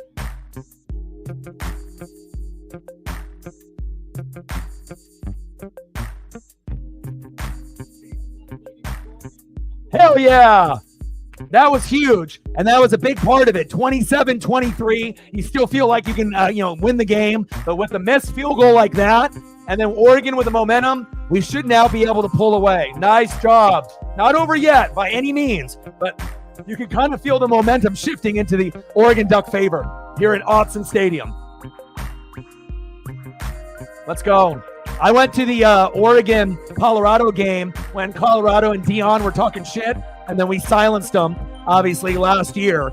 I do hope to go to the Ohio State game, even if we get our ass kicked, but I don't know if I'll be able to afford the tickets to that particular matchup. Shotgun set for Dylan Gabriel, hands it off, and that is the end of the third quarter, 27-20, Oregon.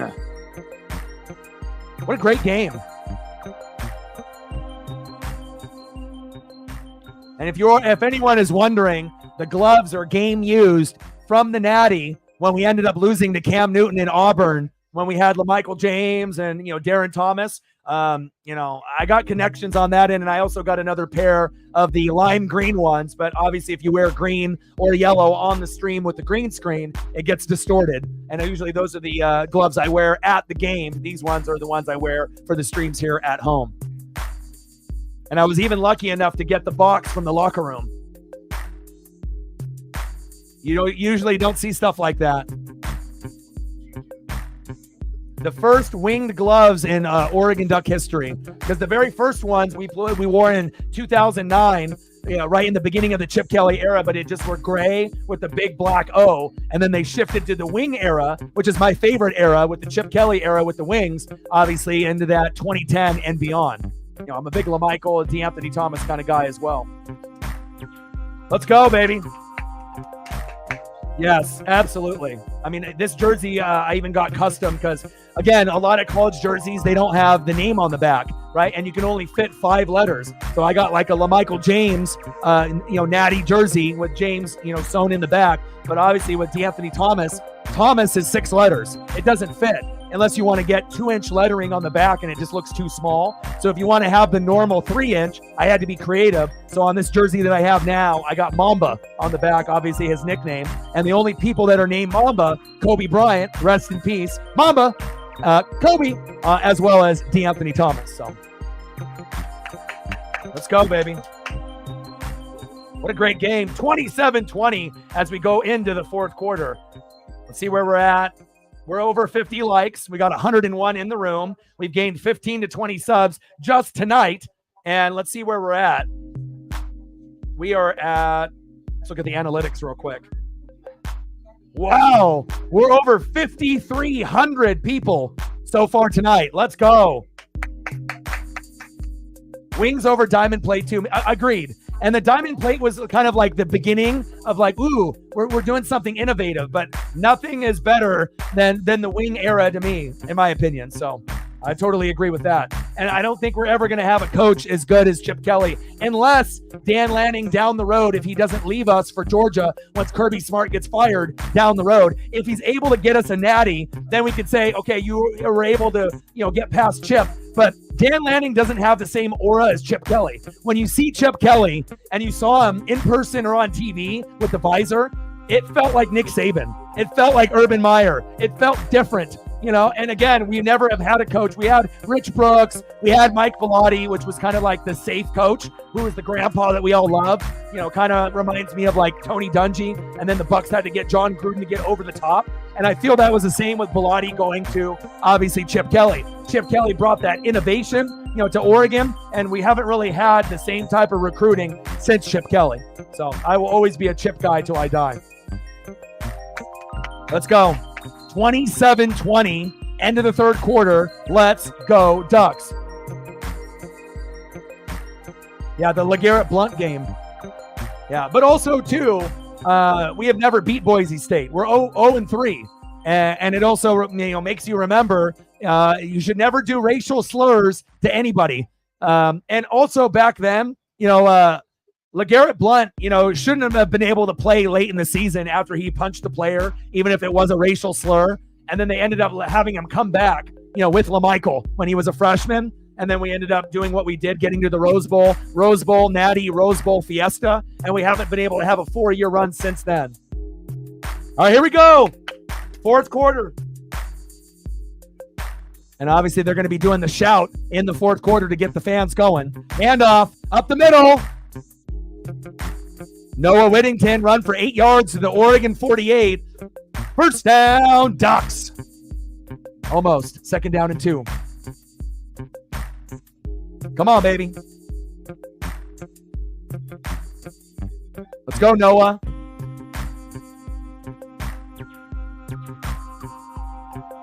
Gabriel, nice catch. Trayshawn Holden for 8 yards to the Boise State 44, and it feels like all the momentum is shifting to Oregon, baby. Let's go. Megan with a tour, 27-0 at half. Let's go, Trojan.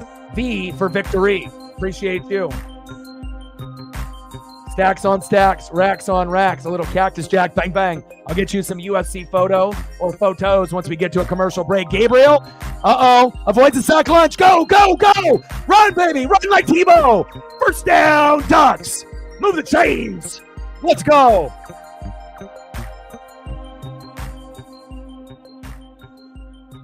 You know what's funny, Nicole? I'm a Buck fan, too.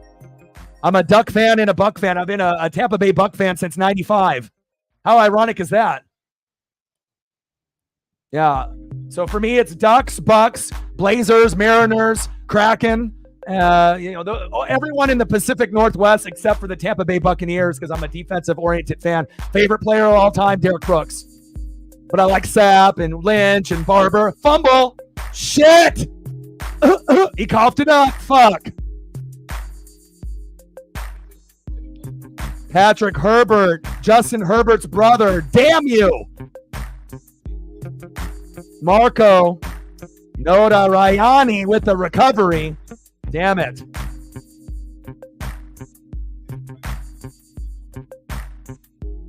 Release the Kraken, defend the deep, baby.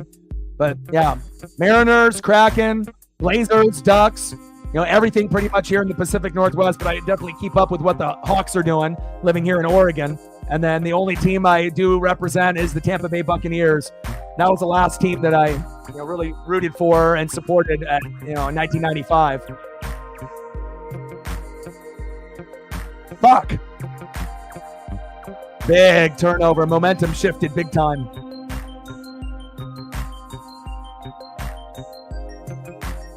First down and 10. Handoff. Genty right up the middle. The 50, the 40, the 30. He's gone. The 20, the 5. Touchdown, Broncos. And all the momentum that Oregon had, goodbye. Now the game is about to be tied up. And that's why that guy is one of the best running backs in the country. Wow. 27-26, like a bolt of fucking lightning.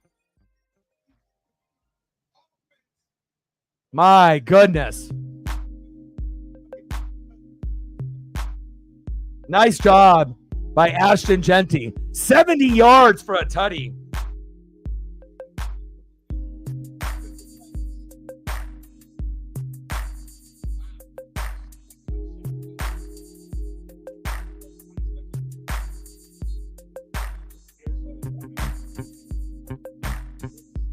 We're going to give him some love.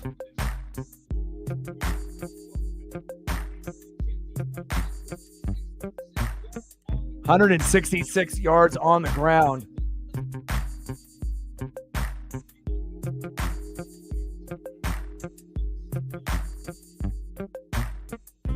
And obviously, if I was a pure hater, there's no way in hell I would be putting up photos for the other team, but I'm not. So you want to make sure you're appreciating greatness. And obviously, he is silencing the crowd. Nice job by Ashton Genty. See if I can get a good action shot here from maybe last week's game or something.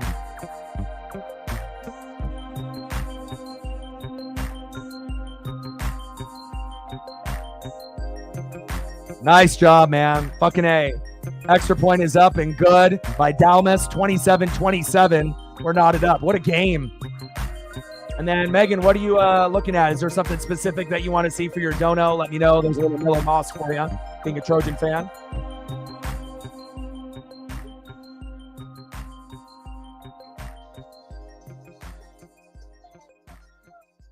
And I got the little, I don't got a spinning logo for Boise State because I couldn't find one. But again, if I was a hater, there's no way in hell I'm throwing up Boise State stuff. But again, we're not haters here. We appreciate greatness wherever it's at, even against the rivals.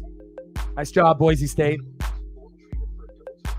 Making me try to lose my fucking voice here tonight. All right, I got you. Paxlovid must be taken within the first 5 days of symptoms. and help stop the virus from multiplying in your body. Taking Paxlovid with certain medicines can lead to serious or life-threatening side effects or affect how it or other medicines work, including hormonal birth control. It's critical to tell your doctor about all the medicines you take because certain tests or changes in your dosage may be needed. Tell your doctor if you have kidney or liver problems, HIV-1, are or plan to become pregnant or breastfeed. Don't take Paxlovid if you're allergic to Normatrelvir, ritonavir, or any of its ingredients. Serious side effects can include allergic reactions, some severe, like anaphylaxis and liver problems. See if I can find one here real quick. So talk to your doctor. If it's COVID, Paxlovid. That's your tip today. This is the Tempur-Pedic Orange mattress. It is designed to help you feel good. So no more sweating at night, no kicking off the covers, or blasting in air conditioning. Because only Tempur-Pedic brings its people with our one-of-a-kind cool technology that pulls heat away from your body. So the mattress feels up to 10 degrees cold all night long. Don't miss our big sale lead. Exchange it for just $700 in select adjustable mattress sets and experience complete honestly fresh Tempur-Pedic. Learn more at Tempur-Pedic.com. Got me sweating in here. You're looking at Got me sweating. through 2 weeks of college football with David Ashton Jeanty. Appreciate you. 267. Those are real numbers last week. Tonight he has 160. 267 last week, 167. So again, you know, this is not something that normally Oregon is going to have to deal with, and a running back that's one of the best in the country. It's just that not a lot of people know who he is unless you ended up watching college football last week. Here we go. There we go. Good return.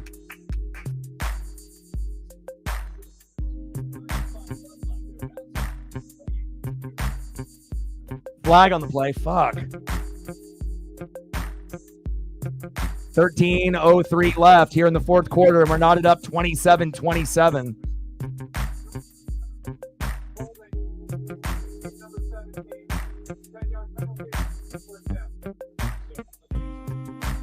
Tyler Casper with the hold.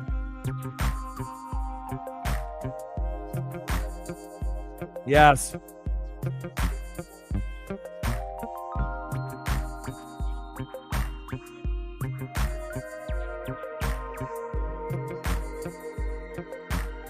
Yeah, fucking ridiculous. 2:15 at 4.42 40-yard time. All right, baby. 27-27. Just under 13 minutes here to play in the fourth quarter. It's anybody's game. Handoff. Go. Go. Spin move. Jordan James run for 9 yards. Nice job there by Jordan James.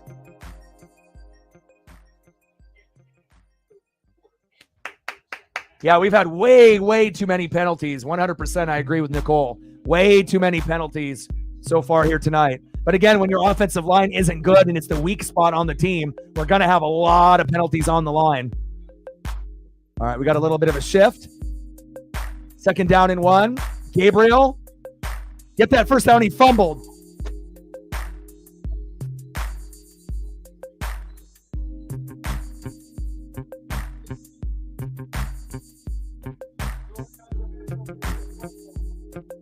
And Gabriel fumbles. Are you kidding me? First Patrick Herbert, now Dylan Gabriel. Golly. Are we trying to give this game up? Hang on to the ball. The ball got snapped early, and it caught him off guard, and then he got punched right out. Great job by the Boise State Broncos. Fuck. Unbelievable. I agree with this statement as well. We might be the only team that was ranked 3rd and 7th that if we do win, we're going to go down in the rankings possibly. Shit. And if we lose, we're definitely going down. We definitely look like an 8-4, 7-5, 9-3 team, not a 10-2 type of team. Floater, wide open. Madsen, pass complete to Cameron Camper.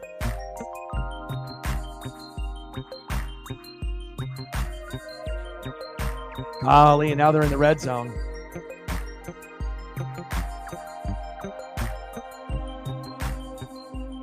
Second down and 5. Less than 12 minutes to go in Autzen Stadium. Boise State 1-0, Oregon 1-0. Man in motion. Hand off to Jeanty. First down, Broncos. 6-yard run to the Oregon 11 for a first down, and it feels like all that momentum that we had with that Tez Johnson punt return has disappeared with 2 bad turnovers, with a Herbert fumble, the tight end, and a Dylan Gabriel fumble. Come on, Oregon.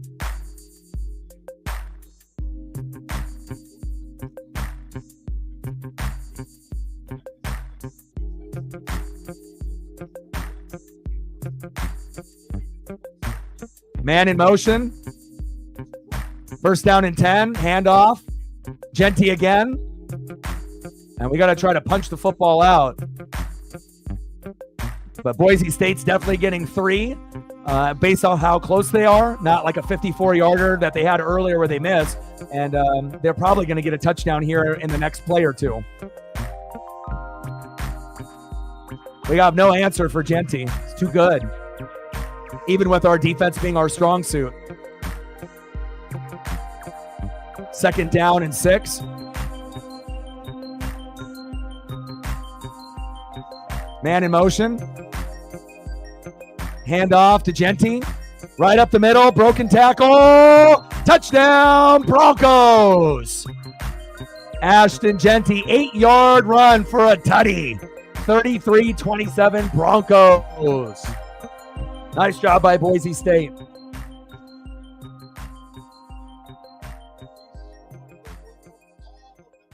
Bringing that electricity for Ashton Genty.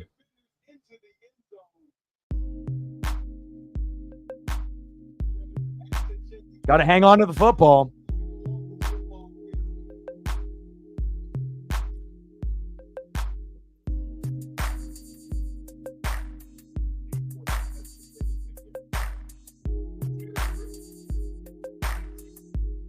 Damn it.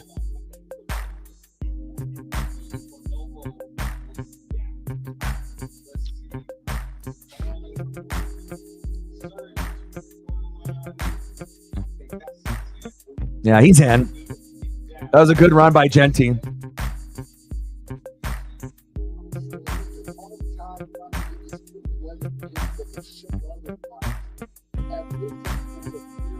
Ashton Genty, 22 carries, 183 yards, 8.3 average, 3 tutties, and a long of 70. He's kind of good. And it's not like he's just going to be doing this to Oregon or week 1. He'll be doing this to every opponent this year in college football. Hell, if he keeps playing like this, he's going to be the best running back in college football coming out of the draft next year.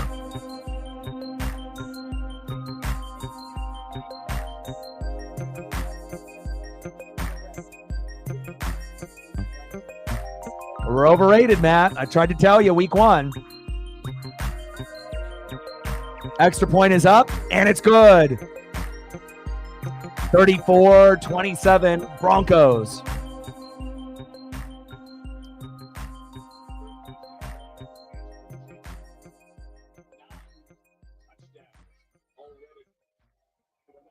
Gladys Galindo, you want to follow? You get a follow back.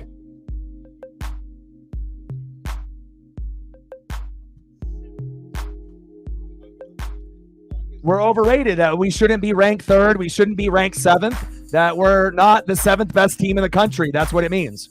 You know, we could end up still being one of the top, 35 or 40 teams in college football. But this is not the Oregon Duck team that we saw last year. Very clear. It's keeping it real, Matt. I mean, again, some Duck fans have a hard time being able to keep it real. Again, I've been a fan a lot longer than you. I've been a Duck fan before you were born, when you were in the womb. I'm 42. I've been watching in the 80s, okay? Some teams are going to be good. Some teams are going to be bad. But again, this is not what we're accustomed to. And when we got the preseason ranking of number 3, everyone got overly excited, including myself. But after watching 2 games, it's very clear we're not the team that, with that number 7 next to the team name, in the scoreboard. That is not who we are. We're nowhere near being the 7th best team in the country. Based on how we've been playing, we'd be lucky to be in the top 25. So we'll see on, how the rest of this 4th quarter goes. But if we end up losing this game, it's not going to be the only game that we're going to lose. Again, we might end up being 7-5, 8-4, and the best that we could ask for is 9-3. And I don't even know if we can do that. and then hopefully we'll be able to rebound, this year and, recruit better, and we'll figure out what happens next year. But the writing is on the wall, and it was on the wall when we played Idaho. Absolutely.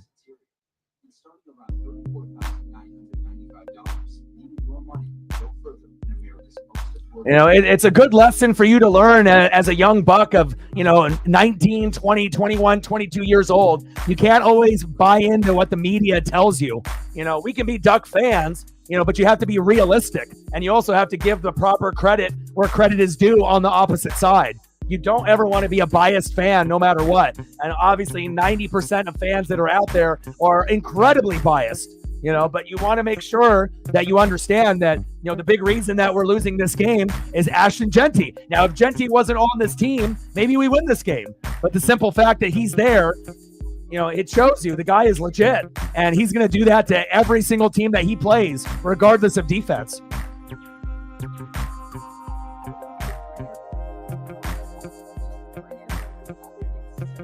It's not a Dan Lanning issue based off coaching or Stein at OC. It's depth. It's our offensive line not being good, right? Losing Jackson Powers Johnson to the NFL, right? And having a lack of depth of athleticism at the running back position and the wide receiver position. The defense is good, but other than that, a lot of penalties on the offensive line.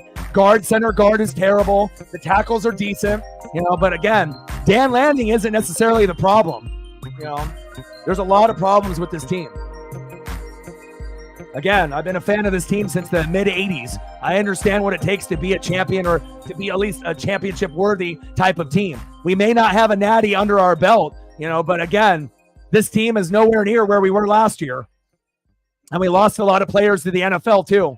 Go, go, go, go, baby!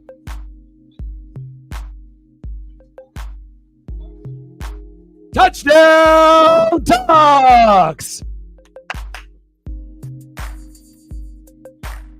Let's go! And just like that, after Genty punching us in the mouth, we punch back, baby! What a game. There we go. Fuck yeah. Unbelievable.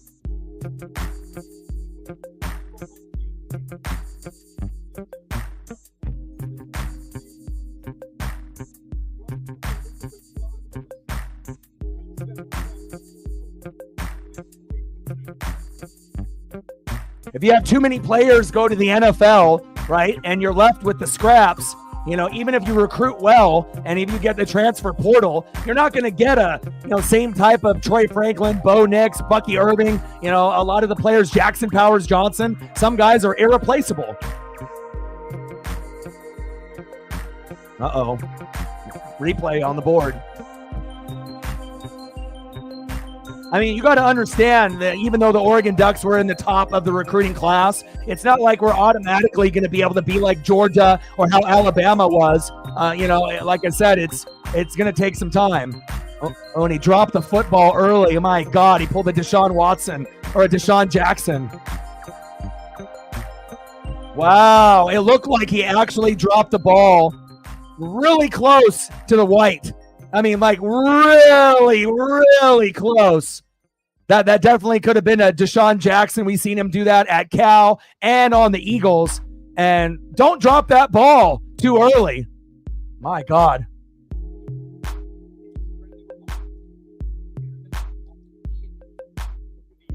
But also, too, you got to understand a lot of the guys that we did recruit to come in, high school, 5-star guys, they're young. They're not ready yet. They're going to be here next year, or they're on the bench right now. So again, you're not going to be able to just bring everybody in and all of a sudden we're turning into Georgia overnight. It doesn't work like that. Like, we finally got some recruits, but it's like we haven't got to the point where we won a natty and then we're automatically going to get all these 5-star guys, even with Uncle Phil money, even with tight jersey and uniform, cleat, helmet, and jersey and pant combos. We're not there yet. Ohio State and Georgia are still going to out-recruit us year in and year out. The touchdown holds 34-34. Boise State and Oregon are knotted up.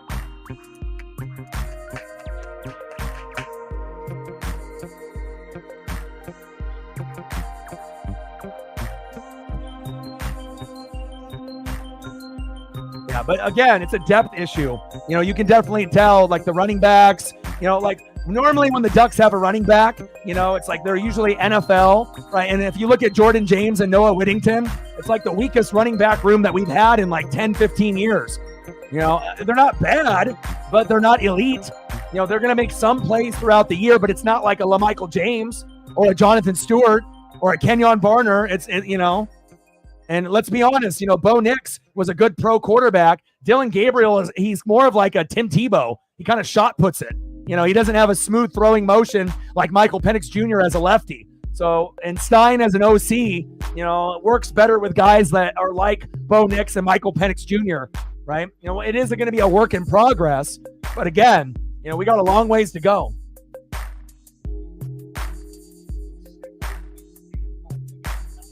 Yeah, I don't know. Georgia, Ohio State, and Texas, I mean, those are the cream of the crop. Less than 10 minutes to go in the fourth quarter, 34-34 in a barn burner. First down and 10. Madsen. Pass out of bounds, incomplete.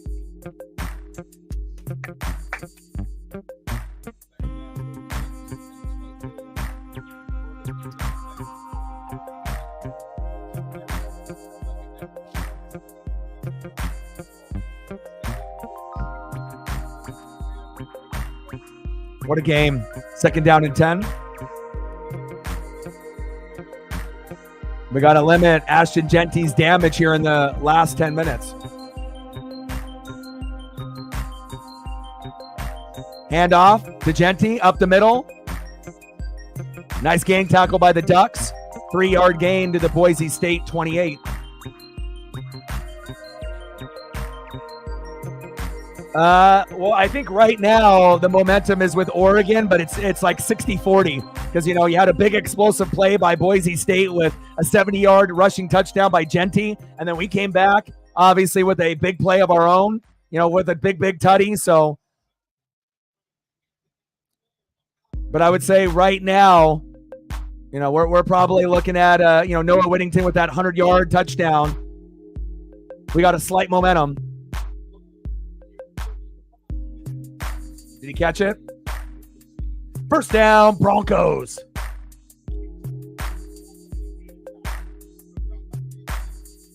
So what is that for Genty for the season? Is he has 9 touchdowns for the year and it's only 2 games in? Incredible. Fumble! Oh, then flag on the play. Just when we had an opportunity to maybe scoop up a fumble, then a flag. False start on the offense.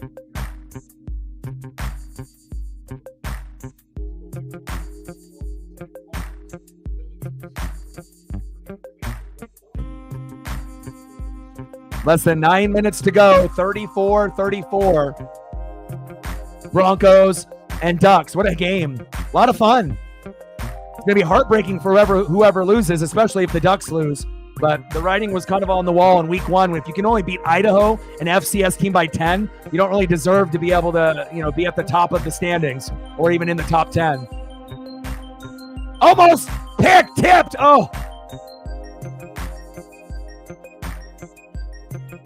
Bassa, baby. Nice job by Jeffrey.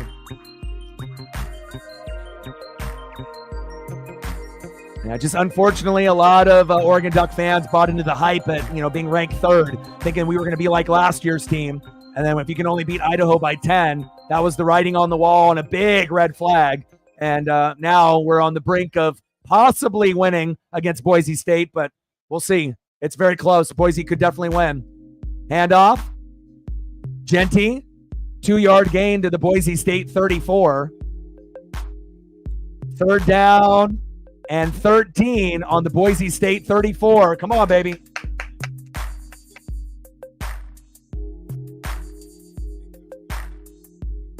One of the big plays of the game here in the fourth quarter.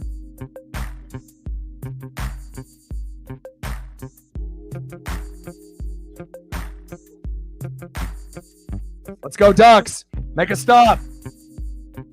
Third down and 12. Get him! Yes! Boom! It's 12 noon. You know what time it is? Time for an Oregon Duck sack lunch. Yum. Eat them up, baby. Let's go. Big play. Jordan Birch with the sack lunch.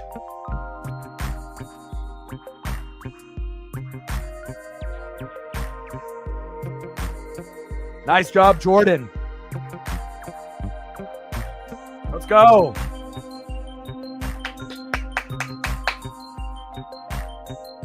James Ferguson Reynolds to punt.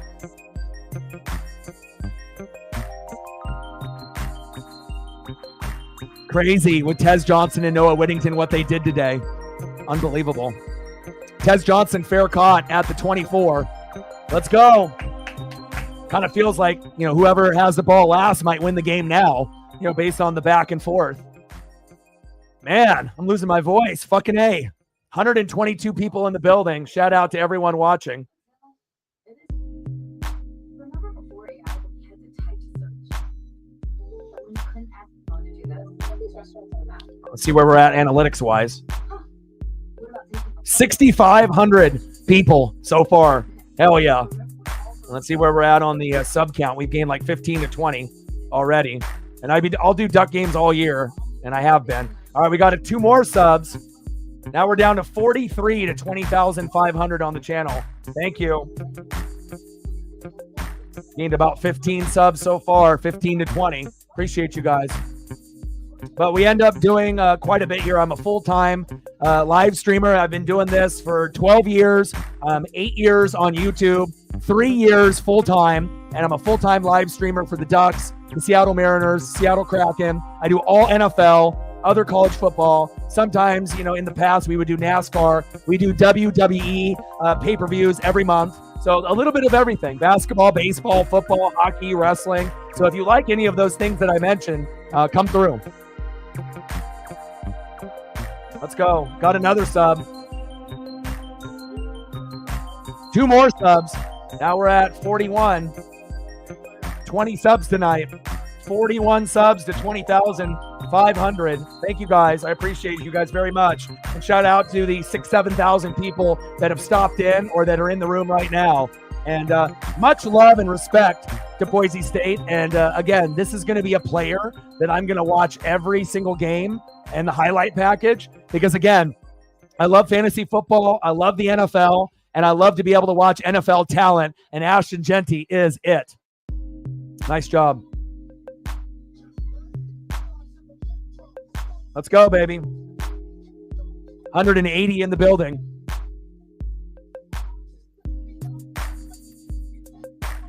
Man, I'm exhausted.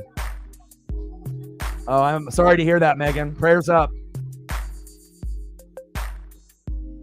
And I'll be doing the Lions and Rams on Sunday night, Jets and Niners on Monday night, and then we'll be doing the Mariners on Tuesday, going against the Padres at home at T-Mobile. So, and I try to do about 150 out of the 162 games for the Mariners. But once we transition into football, lots of Ducks, lots of NFL. 200 people in the building, baby. Let's go.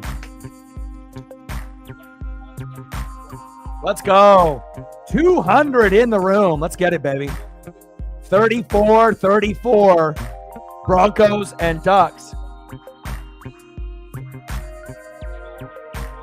Let's go. Shotgun set. Gabriel, screen pass. Evan Stewart, 6-yard gain to the Oregon 30.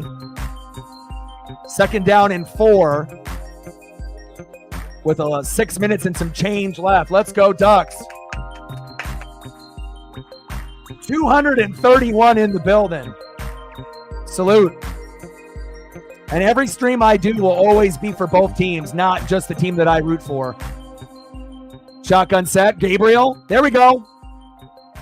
First down, Ducks. Dylan Gabriel pass complete to Terrence Ferguson for 10 yards down to the Oregon 40. First down, Ducks. Move the chains.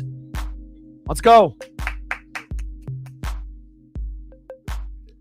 Man, what a nail biter here tonight. First down and 10. Shotgun set. Gabriel, hands off. Jordan James, a little shimmy and a little shake.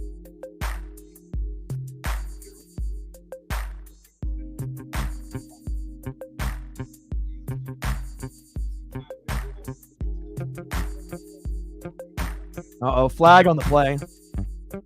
What's new? Illegal shift. Fucking A. Motherfuck. Come on, Oregon. Clean this shit up. But again, you know, the offensive line is the worst offensive line I've seen in like Duck history. So, yeah, you know what's kind of crazy, Nicole? The person that actually makes the Oregon Duck chain, I'm friends with, Collegiate Art Designs. So he actually does, you know, he's officially licensed by the NCAA, lives here in Oregon, actually not too far from me. And you got, you know, yellow, green, black, white, chrome, pink. I usually try to give them to kids when I go to the game in Eugene. Uh-oh, look at this trick play. Oh, nice tackle by the Broncos. They were not fooled. Dylan Gabriel passed to.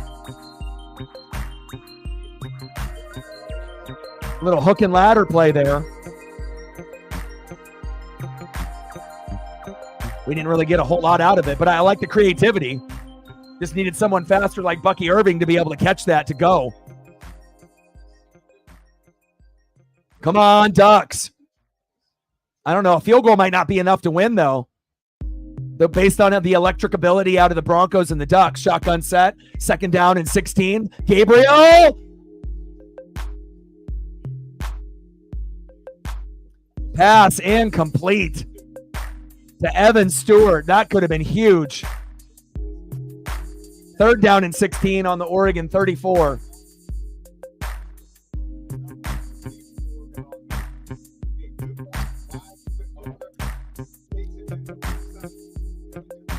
Nice spiral. What happened to my hands? Come on. Fucking Evan.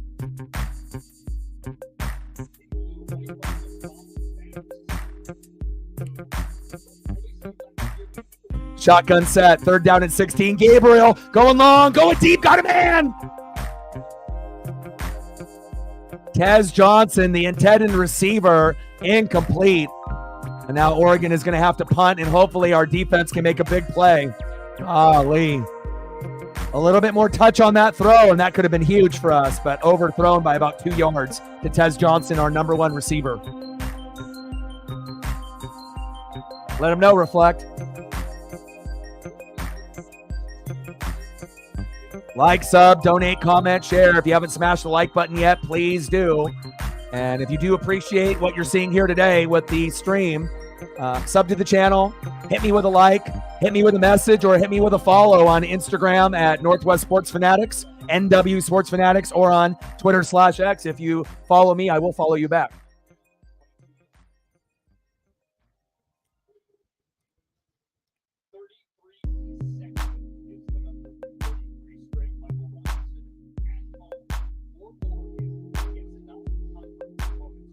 It's funny, too, because even when they have stuff like on a streaming app like Peacock, depending on what part of the country you're in, some people will get the feed faster for whatever reason. Reflect with a tour. Appreciate you. Stacks on stacks, racks on racks, little Cactus Jack. Bang, bang. $2 holla. Appreciate you. Collegiate Art Designs. I was just talking about you, my guy. How are you, Brian? Let's go. Go Ducks. I was just talking about you, bro. Hand off to Genty. 4-yard run to the Boise State 26. 211 people in the building. 7,000 in the stream here today. We're going to have to link up, bro. It's been too long.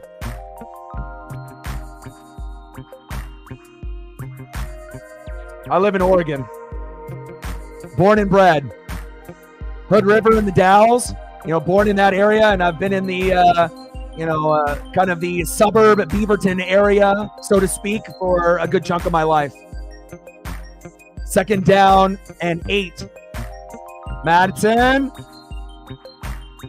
Pass incomplete. 3rd down. Oregon is beautiful. Washington is beautiful as well. Asher with a $3 holler as a Bronco fan. I love it. Stacks on stacks, racks on racks, little Cactus Jack, bang, bang. Your Broncos are tough.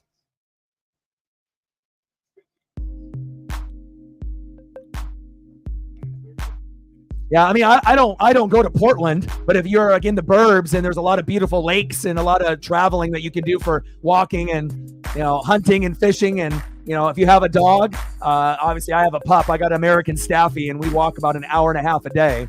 Pass incomplete by Maddox Madsen. But again, Oregon is beautiful. A lot of my friends that have lived in the Midwest, East Coast, or the South, once they visit, more times than not, they move here. It's very beautiful here. I mean, as long as you're not living in downtown Portland, that place has kind of gone to the shits within the last, 5 to 10 years. I will never live in Portland, but other than that, every big state has a area that's, kind of riddled with crime or, not so nice of a location. There's still going to be some places that are nice in Portland, but I don't go there. Boise State with the punt. Tez Johnson. Fair caught. James Ferguson Reynolds for 42 yards. Fair catch by Tez Johnson on the Oregon Duck, 32.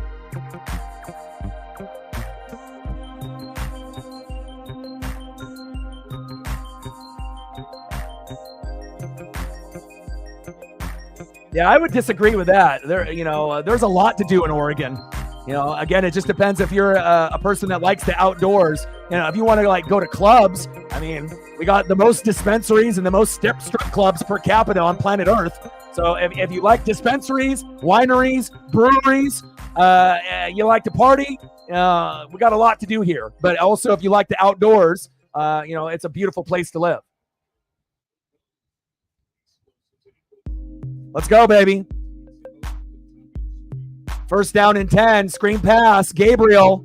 Go, go, go. First down, Ducks. Gabriel pass complete to Kenyon Sadiq. 14 yards to the Oregon 46. First down, Oregon. Move the chains.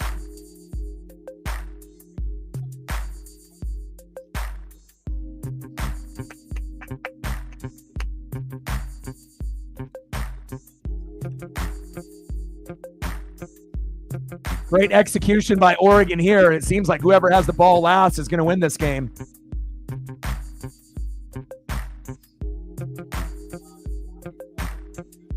Mississippi for 7. I don't know if I could ever leave Oregon, to be honest. I mean, maybe living in Seattle or Eugene would be like my second or third choice. I like visiting Eugene. I like visiting Seattle, but I don't know if I would live there full time. But I do love Eugene. I love the town and the people, the vibe during football season. Seattle is beautiful. Love going there for Mariner games. I'll catch a Seahawk game from time to time, even though I'm a Buck fan. And I hope to go to a Kraken game at some point in the next year or two. Good tackle there. Second down and 8. Shotgun set. Gabriel. He's open. Little check down to Trayshawn Holden for 7 yards to the Boise State 45. Third down and 1 on the Boise State 45.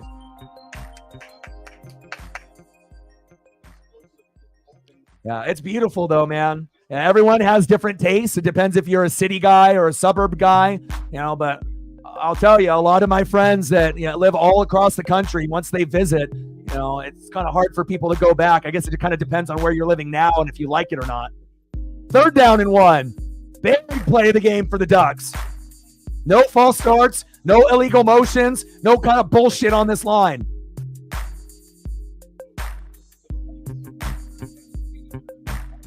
Timeout is called.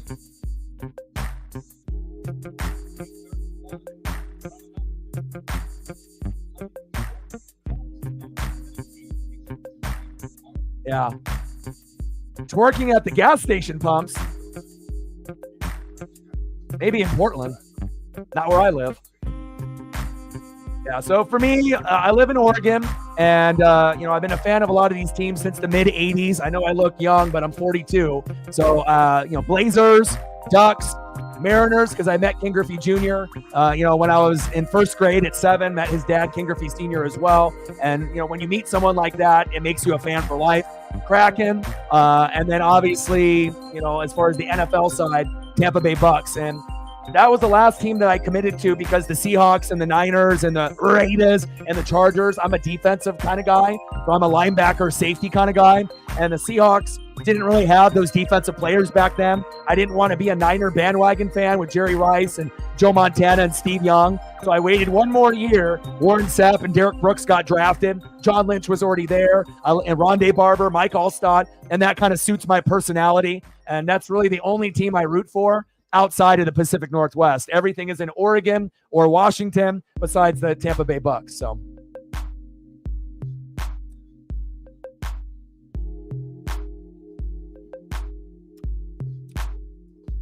let's go, baby. Where are we at on the likes right now? But like I said, I got a lot of love. We're getting more likes now. Now got 6 more likes, 35 to go to 20,500. We're getting like 20 subs tonight. At least, maybe more than that. 35 to go. Let's take a look at the analytics where we're at, because I assume I'm the only one. I'm the only full-time Duck streamer. 8,100 plus, 8,100 plus. We might hit 10,000 on this stream. Let's go. You've been a Buck fan since 98? Hell yeah. Yeah, and again, I got all kinds of jerseys in the closet. And, I got the Derek Brooks, I got the Warren Sapp, I got the Keyshawn, I got the Doug Williams, Creamsicle, I got the Doug Martin, the Muscle Hamster. I got, unfortunately, 2 Devin Whites. I didn't think he was going to be a punk ass and give up on us last season, right? And then he got benched, and then he went to the Eagles, and they wanted to drop him. Levante David. I got jerseys on jerseys on jerseys.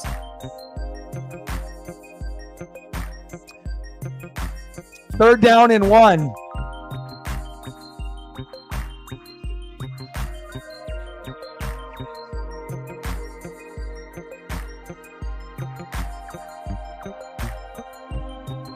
Man in motion. Third down and 1. Come on, Ducks. Shotgun set. Gabriel. Keeper. Get that first down. First down, Ducks. Terrence Ferguson with the catch. Move the chains. Hell yeah. You never know when you might end up meeting someone, that doesn't live maybe in your same state, but you might have similar interests, But again, that's the only team that I root for that's not in the Pacific Northwest. I mean, I didn't want to be a Niner bandwagon, and I had a feeling they weren't going to ever win a Super Bowl ever again unless they had a Joe Montana, Steve Young type, and that still remains the case. Gabriel going deep. Got a man. Incomplete. And a flag on the play. Woo! Let's go. Holding the intended receiver. Pass interference, baby. On Jeremiah Irby. Yes, sir. Automatic first down. Yeah, if the Hawks, back then, had guys, like better at the Legion of Boom back, in the mid-90s. Oh, I definitely would have been a Seahawks fan for sure. Back in the day, it would have been Hawks, right? Kraken now, Mariners, and then obviously the Sonics are gone, and I live in Oregon, so it's Blazers. Little spin move. But hopefully the Sonics come back. They deserve it. Jordan James run for 6 yards with the Boise State 22. As you can tell, I'm starting to lose my voice, baby. And we got Atticus warming up. Second down and 4 with 1:21 left. Come on, Oregon. Adam Cole, baby.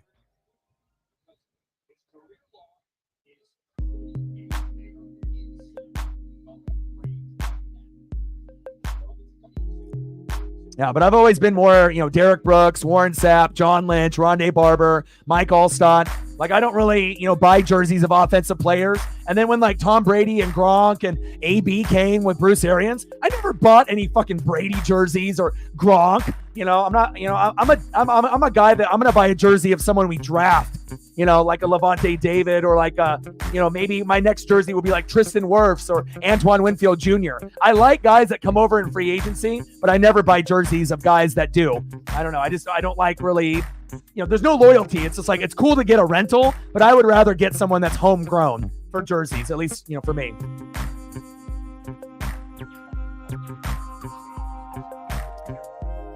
Second down and 4.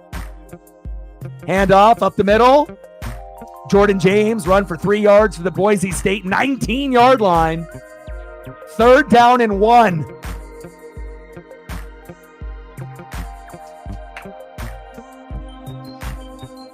Megan with the tour.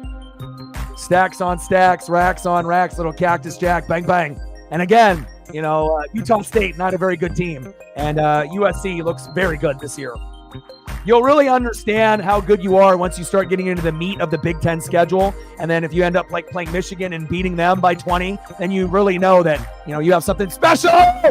Broke the tackle. Jordan James, 11-yard gain to the Boise State 8. First down, Ducks. Let's go. Let's go, Ducks. 200 in the room, baby. We might hit 10,000 on this one.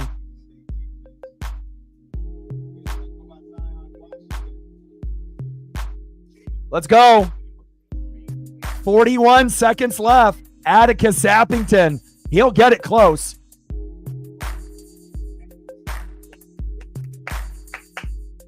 I don't got no time to get no goddamn Vicks Vapor Rub.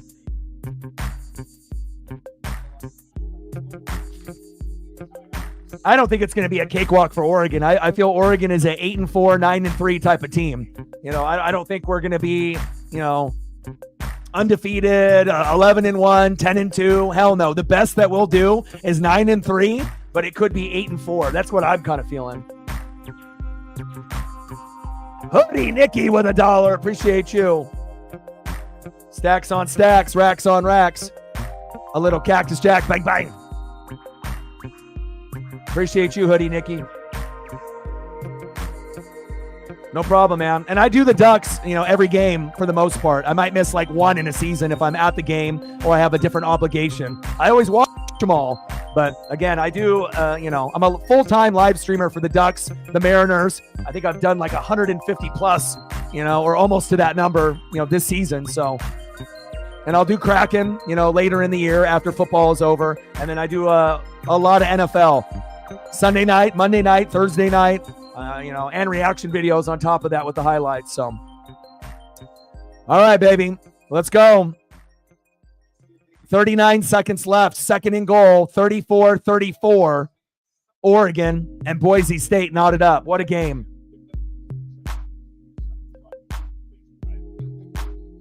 I mean, you can pretty much pick and choose. Again, if you can only beat Idaho by 10 and their FCS, and we're tied with Boise State, we're not 7th in the nation. I'm just being honest. Marshall in the building. $5 holla. Appreciate you.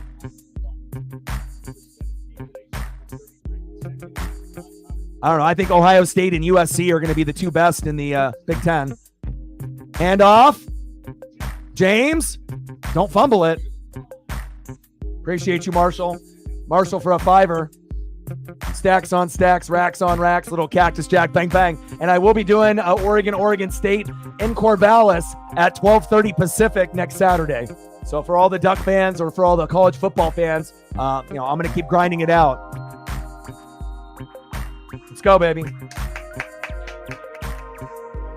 Komar in the building. What's good, brother? Thank you. It's an FCS team, Jason. Come on. 32 subs to get to 20,500. 3 more. Appreciate you guys. We gained like 30 subs today. Just on this stream. 32 to go for 20,500. We're over 4 million views on the channel. 4.1 plus. Let's go. But if you like basketball, baseball, football, hockey, NASCAR, wrestling, I'm your guy. 3rd down and goal. Gabriel with the kneel down. And we got 7 seconds left. 4th and goal, right in the middle of the hash to be able to kick the field goal and possibly win this game by Atticus Sappington. 80 likes. Let's go. Thank God this isn't for like 40 or 50 yards because he might miss it. But even if the Ducks win, I have so much respect for Boise State, and I'm not being sarcastic. And again, Ashton Genty, for him and what he did week 1 and today, I will go out of my way to watch Boise State games for the rest of the year because I want to be able to see this guy develop. He's a stud, one of the best running backs in the country, if not the best, just like Jonah Coleman on the Huskies. You know, it can be a rival to the Ducks, but I'm not going to hate on greatness.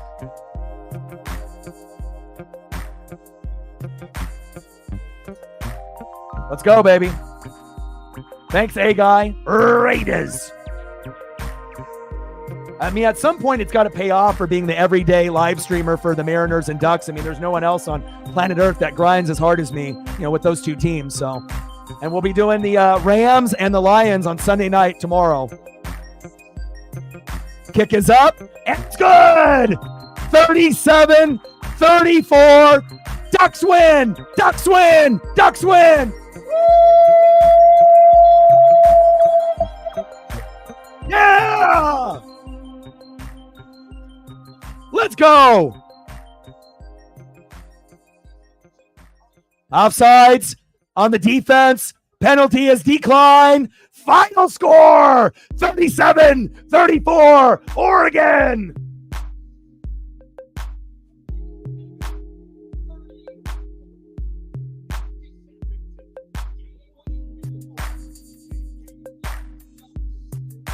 Wow. Ashton Gentry, 200 total yards today. Wow. What a game. And again, if Oregon was, you know, really legit number 7 and we would have beat Boise State by 30, it wouldn't have brought us the excitement that I always look for in games like this. You know, I would rather have a game like this, 37-34, where I'm losing my fucking voice, you know, where we have a chance to lose, right? Rather than just us blowing out Boise State by 30. Respect to all the Boise State fans. GG. Definitely could have lost this game. And thank God Atticus Sappington nailed that field goal. Let's go. Man. Fucking A. Shout out to all the people that liked, subbed, donated, shared. I love you guys very, very much. Man, oh man. Fucking A. And again, I'll be back next Saturday. For anybody that is a college football fan or a Ducks fan, we got a couple more subs. 30 to go to 20,500. Appreciate you guys very much. And if there's any photos, you know, for the people that donated that they want before I go, let me know. Otherwise, I do need to go eat dinner. I haven't ate dinner yet. It's 10:42 here in Oregon, and I got to still walk my dog, my American Staffy. Still needs her late night walk. Did not realize the game was going to go this fucking long. And then let's take a look at the final tally. What did we get?